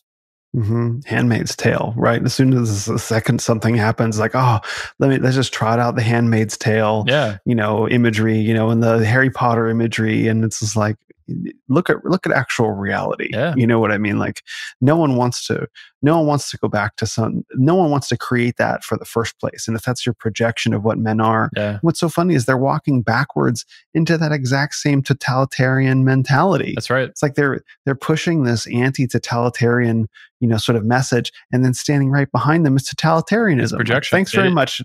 It's projection at an extreme level. Like, yes. Like you're the fascist. Meanwhile, they want to marry government and big corporations. Like, yo, man, I have a big problem with that. This is fascism. That's the textbook definition. This is a textbook definition of fascism. You call yourself anti-fascist and you think you're fighting the establishment. You are the establishment. You're driving this country into the ground. You're going to get a lot of people killed, and you're fucked in the head, and you're stupid. So I think it's important that you have both men and women talk at 22 convention, because I think women, it's one thing for a woman to hear a man, now we're talking contemporaneously, a man to say men are this way or learn all these things, but to actually see a woman up on stage being, I think they would need them to model, wait, you can actually be happy and you can be feminine and you're not walking around some robot to some man who's telling you what to do, because they have that fear. The fear is not legitimate, but they have that fear. Yeah. So when someone like Janice Fiamengo gets up there and starts talking, or any of the other speakers, or Jennifer Molesky or whatever, it hits very different coming from them, because it's like, no, like all your fears are illusions. Like, just come across the gap with me. And that's really important to have that. But it's also important to have men saying, no, this is who we are. That's going to be what my talk is about. Yeah. Here, let me see if I can attempt to tell you what it is that's going on in the other room over there, because you don't get to go in, that kind of approach. But women need to hear that from men. They need to hear that from women. But you're right. No one even think to do anything like that. It takes a lot of courage to do something like that. Thanks, man. Yeah. And I want to say too, that I view it as an all hands on deck scenario. Like, that's the war that we're in. That's why I think that's why Christians tend to ally with me a lot lately.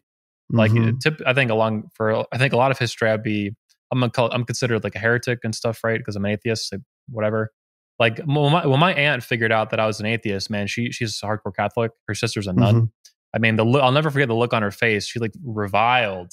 This was probably 2011. It was at my grandma's funeral. And I'm just very casual, I'm an atheist, blah, blah, blah, whatever, Ayn Rand. And she's just like, sure. But these days I have pastors speaking at my conference. I get along really well with Christians. Some of my closest friends are Christians, because this is mutual too. This is both ways. Like, we're all going on the gulag together because we're all on the same side of this culture war. And I'm very much in favor of religious freedom and patriotism and family and common sense stuff, like common sense masculinity, common sense femininity. You can go ahead and call it biblical femininity and masculinity. I don't care. Sure. Like, there's a lot of really dark shit going on in the world, and we need to find allies and make alliances everywhere that we can that makes legitimate sense. Michael Foster again calls it co-belligerence. Perfect. Nailed it. And I don't know where I was going with this. Oh yeah, it's all hands on deck though. Yeah. So women need it all fronts. They need it a secular argument. If they're Christian, and they need the secular and the religious argument. They need it from men. They need it from fathers. They need it from women. They need it from mothers. They need it from grandmas. Everybody, because this whole ship is the fucking Titanic going down. Get in the fucking lifeboat and get the fuck out of here, because this shit's going down. Maybe, right? If there's not a way to save it. For sure. Well, I mean, just a couple points on that. Like, the first thing is, most atheists I observed this years ago, it's not like they've philosophically considered the nature of the universe and decide, I don't think there is a God. It's really just, a convenient way for people to be anti-Christian, because they don't go argue. If you're a real atheist, why don't you go to the Kumbh Mela festival with 150 million Hindus and you go tell them, you're all wrong, there is no God or gods, and you're all stupid. They never do that. Like, Sam Harris, please, by all means, go tell them that they're wrong. But they never do. They get angry at Christians, like Christopher Hitchens, who he's a funny guy, but obviously.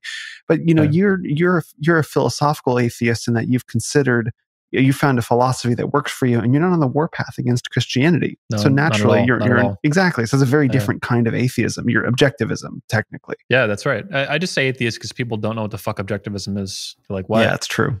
Yeah, so it's a shorthand just to at least say I'm not religious. I don't believe in your God.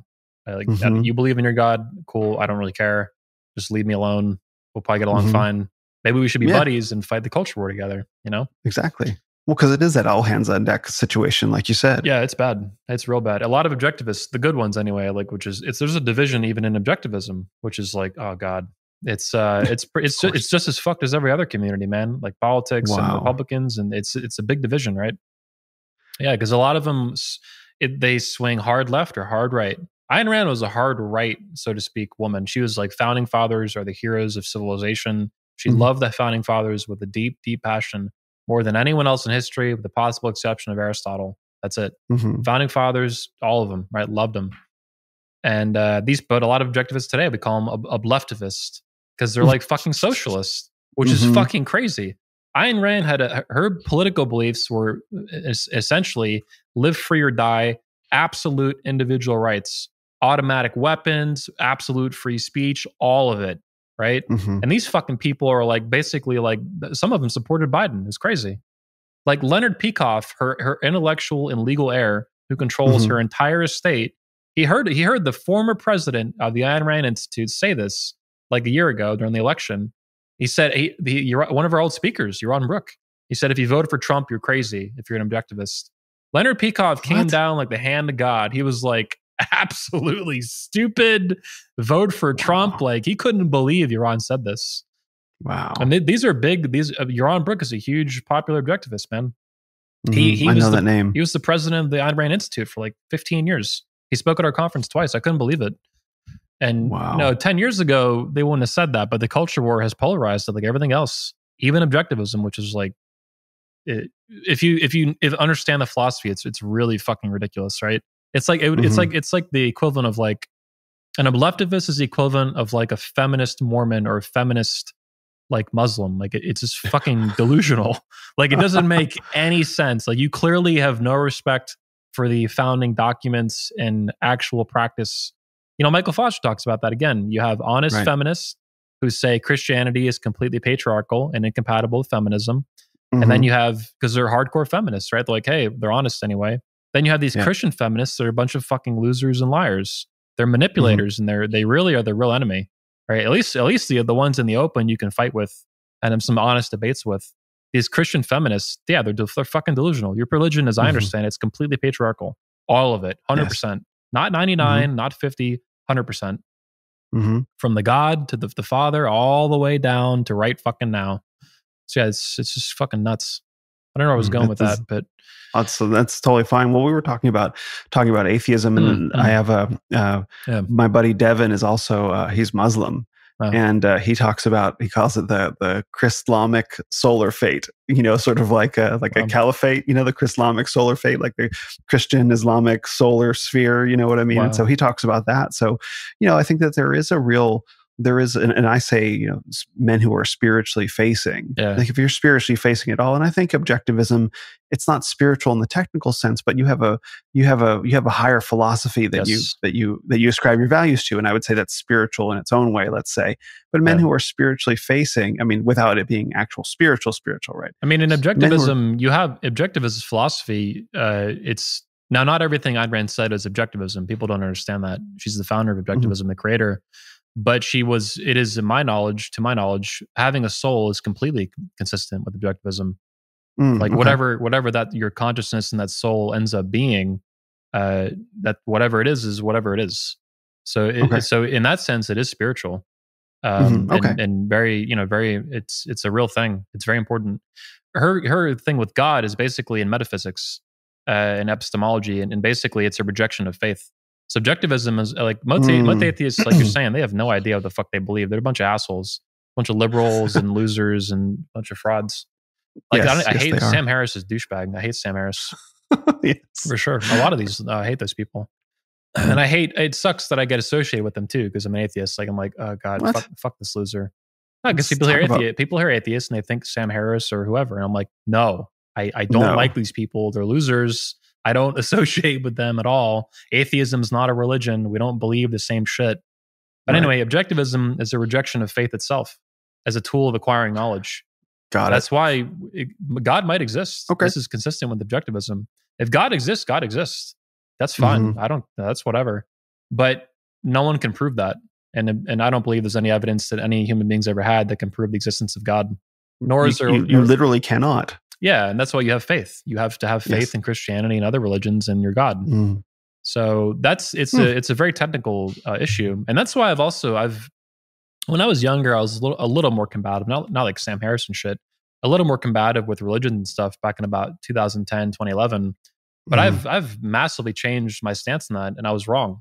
And I need to argue this more with objectivists and stuff just to rile them up, right? But have some fun. But for real, congruence. What I've realized, people like, Hitchens and those kind of people, they would say, a lot of those atheists, they'd say religion is irrational, Christianity is irrational, whatever. I don't believe that at all. Me neither. Because the way you acquire knowledge and your theory of knowledge for Christianity, faith is completely legitimate form to acquire knowledge. You believe the Bible is the word of God. And if you believe that, you have to act on that as knowledge. That's rationality. Acting on the total sum, in my view, rationality is acting on the total sum of your knowledge to the best of your ability. And if you believe the Bible is literal knowledge that you need to follow to be consistent to your beliefs, you need to fucking do that. Whatever you believe, this is why I get along with you guys, the hardcore. I don't like these soft pussy Christians, these feminist Christians and these fucking beta males, these pastors that pander to women and these single moms. I hate that shit. And a lot of the hardcore Christians do as well for different reasons because it's inconsistent with your actual belief system. But for me, I'm like, they don't fucking practice what they preach. They're just frauds. That's why I don't like them. I like hardcore Christians. Not necessarily, we agree on some things and disagree on others. That's fine. That's really cool to have these debates and stuff. But like Michael Foster and stuff, like this motherfucker is a savage. He really is. Tanner is the same way. I have guys, people know me that are, one of the guys I work with is a former Mormon, and he's not like an anti-Mormon. Like he still has a lot of respect for Mormons and stuff, but he's no longer a Mormon. He was raised, or I don't know however it was exactly, but he was surprised though that like I'm an atheist and me and Jack Donovan both hang out with Tanner a lot. Like I like Tanner a lot. I think he likes me. All right, we get along really well. Pretty sure. And because he gets that I'm like really intensely into my belief system, and he is as well. And so is Michael Foster and on down the line. And that's why I like these guys. But out in culture, you don't see a lot of that. It's like these people, it was insulting when Obama called Christians Easter worshipers back in 2016, I think. Terrible. But I'm like, look, now that's an insult and that's stupid. But I'm like, that actually describes a lot of Christians because they just go to Easter, they go to church on Easter and on Christmas. And it's almost like they worship fucking Easter instead of Jesus. Like this is just a holiday. I mean, I know there's a lot of significance to it, but if you're going to church once, twice a year, are you really a Christian? That doesn't seem compatible with like any denomination of Christianity almost. Like these people are just like Socrates and I were talking about it the other day. And it's like, man, if you believe in a supreme being with unlimited power that created not only you and everyone you know, but the entire planet and the entire fucking universe, you need to live in a way that respects that.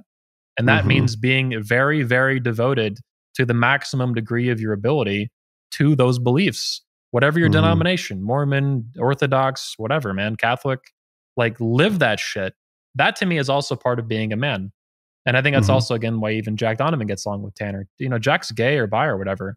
I mean, me and him were joking out in Utah. I was like, man, we're both going to hell, and we're like cracking up.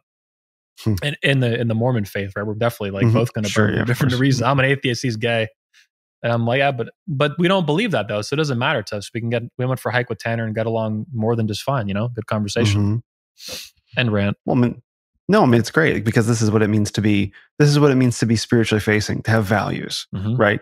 And that your values transcend your say ideology or politics. They guide how you live your life. Yes. And those values come from some higher place, whether it be a philosophy or a Bible or a God or something like that. Yeah. You're looking up, not strictly horizontally. You're looking up to some higher guidance for how to live. And you follow that higher guidance for how to live no matter what, because something precious in you is at stake for living that way. In objectivism, what you worship, basically, loosely speaking, is reality itself. And people try to confuse that as material reality. They call us like materialists.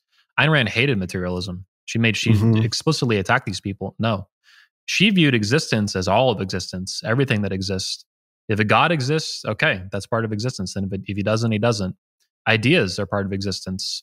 Souls are part of existence. Values are part of existence, right?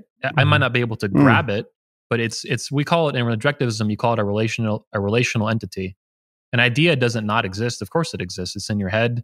It's represented maybe by neural connections and like little bits of electricity. You can write it down on paper, whatever the fuck.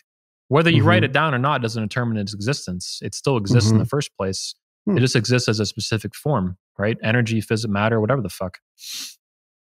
Well, the materialist would say like, well, love doesn't really exist because you can't touch it, right? You can't measure it. That's so stupid. Yeah, that's so dumb. That's so dumb. Epic stupid, right? Yeah. And Ayn Rand hated all that shit. Yeah, she hated it. People need to study her, man, a lot more. Because she gets, like Christians today, she gets maligned for all this dumb bullshit. So, yeah, these things she didn't say and all these false beliefs, like she's a materialist. Sam Harris hates Ayn Rand. So that's one of the reasons I hate him. He's just like, he's someone who doesn't understand her even a little bit. Jordan Peterson, by the way, is another one, man. There's a video you can go watch on YouTube. Dave Rubin has Jordan Peterson in studio. Looks like about 2017, 2018. And at that time, I met Rubin around this time and Peterson. Rubin had a big interest in objectivism. He had Yaron Brook on the show a couple times, one of our speakers, president of the Institute. They talked about objectivism. So like a few weeks or months later, he had Jordan Peterson in the studio. And he asked Jordan Peterson about Ayn Rand, like one of the most famous modern philosophers to have lived in America, right? And from Russia. And he asked Jordan Peterson about objectivism, like what he thought about Ayn Rand's philosophy of objectivism. And Peterson fucks it so bad.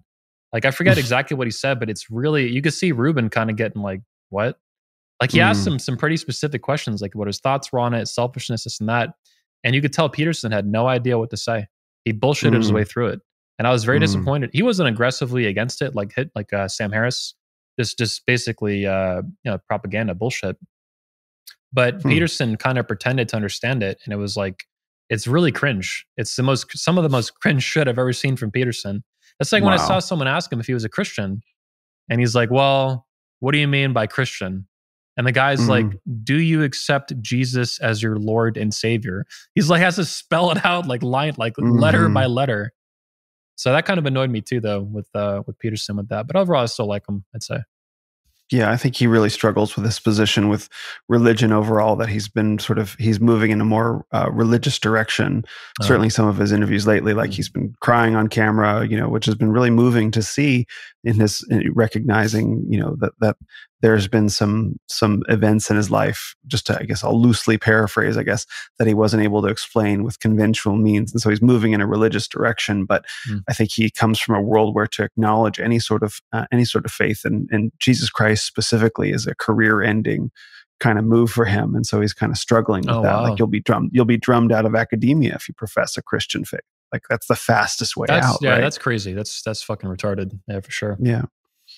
Well, I want to be sensitive to your time, as I know that you've got presidential duties to attend to, but, just give you the chance to say, anything else about the 21 convention, 21 summit, 22, patriarchs, because I do believe it's very important that men, consider coming or come to these events, this year. It's essential. Yeah. Yeah. Your newsletter you put out like yesterday or the day before, like nailed a lot of it. I really liked it. I love what I do, man. It's like super powerful. It's my life's work. That's why I defend it so vigorously when people attack it, and I attack them and all that. That's one of the reasons anyway. And it's the longest running Manosphere event in the world. I view the Manosphere, and I'm kind of biased, but I view the Manosphere as like the most important emerging movement in the world right now, particularly in America, because it's the only community addressing in an important and a big way very, very fundamental issues that I think are at the heart and center of why so much of culture across so many spectrums, right, is falling apart to shit.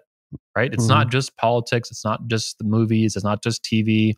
It's not just woke culture. It's not just BLM. It's not just Antifa. It's not just it's all that shit. And the Manosphere is the only thing really pushing back. The Manosphere is the real counterculture, not conservatism and all this crap. No. I've been to a lot of political events this year. CPAC, both in Orlando and in Texas. I went to the Turning Point USA event in Tampa, their SAS event for students. Turning Point, big event. Thousands of people at all these events. I went to the Libertarian event, Revolution 2021. They kicked me out of it. These fucking feminist losers pissed me off. Anyway, politics is not where it's at. It's culture we need to focus on. And the Manosphere is doing that. And 21 Convention is at the heart of the Manosphere. It's the watering hole. That's what I think I wanted to say this to you earlier. I didn't get a chance to say it. I kind of lost train of thought. But it's the watering hole of the manosphere. And that's why it's also a competing power structure to the guys like in the rollosphere. That's why they want to hurt it. But when I say watering hole, I mean a lot of really positive things happen at it. On a personal basis for the attendees who come, they get to meet other attendees and build friendships and relationships. They get to learn from the speakers on the stage officially, off the stage in the hallways. You know, you can go have like I guarantee you, if you see Jack Donovan at 21 Convention and it's early in the morning and he's just walking around, you can go buy him coffee and you can have a conversation with that guy or Coach Greg Adams or whoever, right? And that will usually cost you a lot of money. Or Elliot Hulse. Elliot Hulse, dude, Elliot Hulse is like a multimillionaire, man. This guy has a lot of shit on his plate. He has millions of fans. To have time with him is really valuable. The guy has a lot of experience in life. You can go buy him dinner or fucking coffee. He'll fucking sit with you for free. That's crazy. I don't make them do that. I don't even ask them to do that. They just do that. These speakers, you'll be there. You'll talk with guys, and your time is valuable. So yeah, there's 1,000 different reasons to go. Personally, like I love it. It's my life's work. I've gotten really good at it. I still have a long way to go. I'm sure in 10 years I'll be even better at it at the 25-year anniversary. But it's the 15-year anniversary and it's going to be fucking dope. 3 events at the same time. One for women, one for fathers, one for men. 21 Summit. It's going to be fucking dope. And Mr. Will Spencer will be hosting the 21 Report. Very excited. I'm so excited about that. I'm really looking forward to that. Yeah, man. Thanks for the invitation. Yeah. You're easily one of the best interviewers. My video guy suggested it. I was like, damn, that's like really smart. Let's do that. We got Tony Bruno's going to help you with it too. But I think Tony is actually very excited about you doing it too. He's going to do some of them, but I think you'll be able to do most of them. It's going to be fucking dope. So I'm thrilled. I'm really thrilled. The chance to, these are men who have made a huge, and you personally have made a huge difference in my life. And I've said this I said this in my email, like I really would not be here without you and what you've done with 21, because, I saw the Rich Cooper talk, the Be Better talk, but then I just dove into the 21 material and Sean Smith and Doug McGuff and, Jack Donovan and all the different talks that you had put up. And I think you said it was in the Chest Magazine interview, which or the piece that I'll link in the show notes, that you had the vision of doing like the TED of the Manosphere. Yeah. Like, what a brilliant idea. This idea, like, no, I'm not going to sell this stuff. I'm going to give it away and what an incredible forward-thinking approach to it. And another thing that I don't think you get enough credit for. Yeah, exactly. Thank you. Big point. I appreciate that. No one else does that. People try to copy it and they still fuck it up. But yeah. I want to say too that, people talk about changing the world and they can't even change a tire half the time, right? All this kind of funny stuff. I do want to change the world, but that's not how I think about it, right? And in the bios for 21 Convention on Instagram and on Twitter for years, I've had it on purpose. It says, let's save the West. I want to save Western civilization and help usher it with men like you into a golden age, into a much better age where we have like the best of what we've had in the past, but a much even more positive path forward, right? Where feminism's dead and abolished and all this stuff, right? I want the masculinity of the founding fathers and the abolishment of feminism with technology. Like, let's have that kind of world, right? That is where rationality and reason are prioritized and very valuable, where we live in a truth age, not a post-truth age, right? Where facts really do matter over feelings. What I want to say is, though, I don't think about changing the world so much as I think about saving the West, and I think about changing the course of American history. And I think that the Manosphere is the central key component to doing that, which is why I fight like a fucking beaver to defend it and to push it forward and to build my events, which are the beating heart of the beating heart of the beating heart. So it's all comes down to the physical events, because physical stuff's risky, man, and it's hard. And I'm the one guy who's really fucking doubled down, tripled down, quadrupled down on doing that for 15 years. And I love it. And guys got to come out to it, man. It's a big thing, especially in the time of social distancing and all these face diapers and the COVID zombie shots and all this bullshit. No, we're going to meet up in person, and we're not going to make out, but we're going to get really close, like face to face, like shake hands. We're going to get germs on each other and cough and whatever, right? Who the fuck cares? Yeah. It's a real event, man. And there's never a better time to do that than when the world, the powers of the world, the elites, and all these fucking celebrity weirdos tell you not to do that. Yeah, fuck all that bullshit. We live in Florida and Orlando, and it's a free country still down here. And that's what we're going to do. We're going to walk that talk. And it's a really well-produced event as well. Like, it's not just something thrown casually together, like the production values that you put into it. You really go above and beyond, Thanks. to do something that's like a really professional level convention. I'm maniacal, man. Like, I love Steve Jobs, man, how maniacal he was. I don't care how much of an asshole he was. Like, absolutely the best shit I can do is what I'm going to do before I die. The best work. Thanks. That's fantastic. Well, where can men go to learn more about you and 21 Convention? They can go to 21studios.com. We're launching our brand new website there on Tuesday.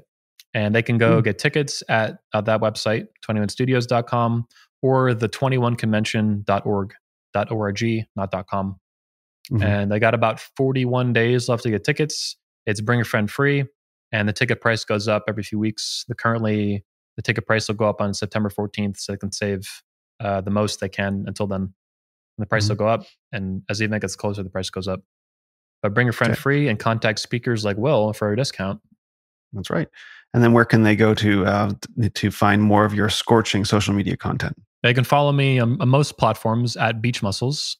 So Twitter is at Beach Muscles. Instagram is Beach Muscles 65.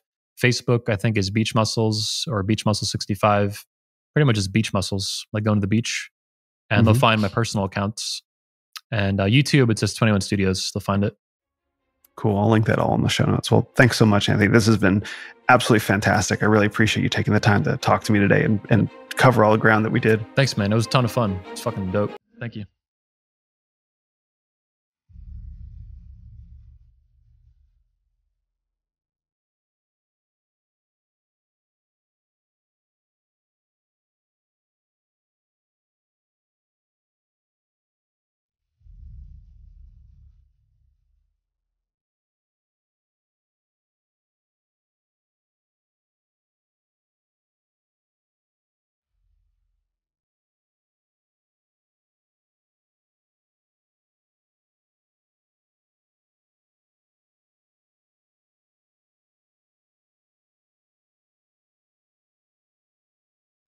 Thanks for listening to this episode of the Renaissance of Men podcast.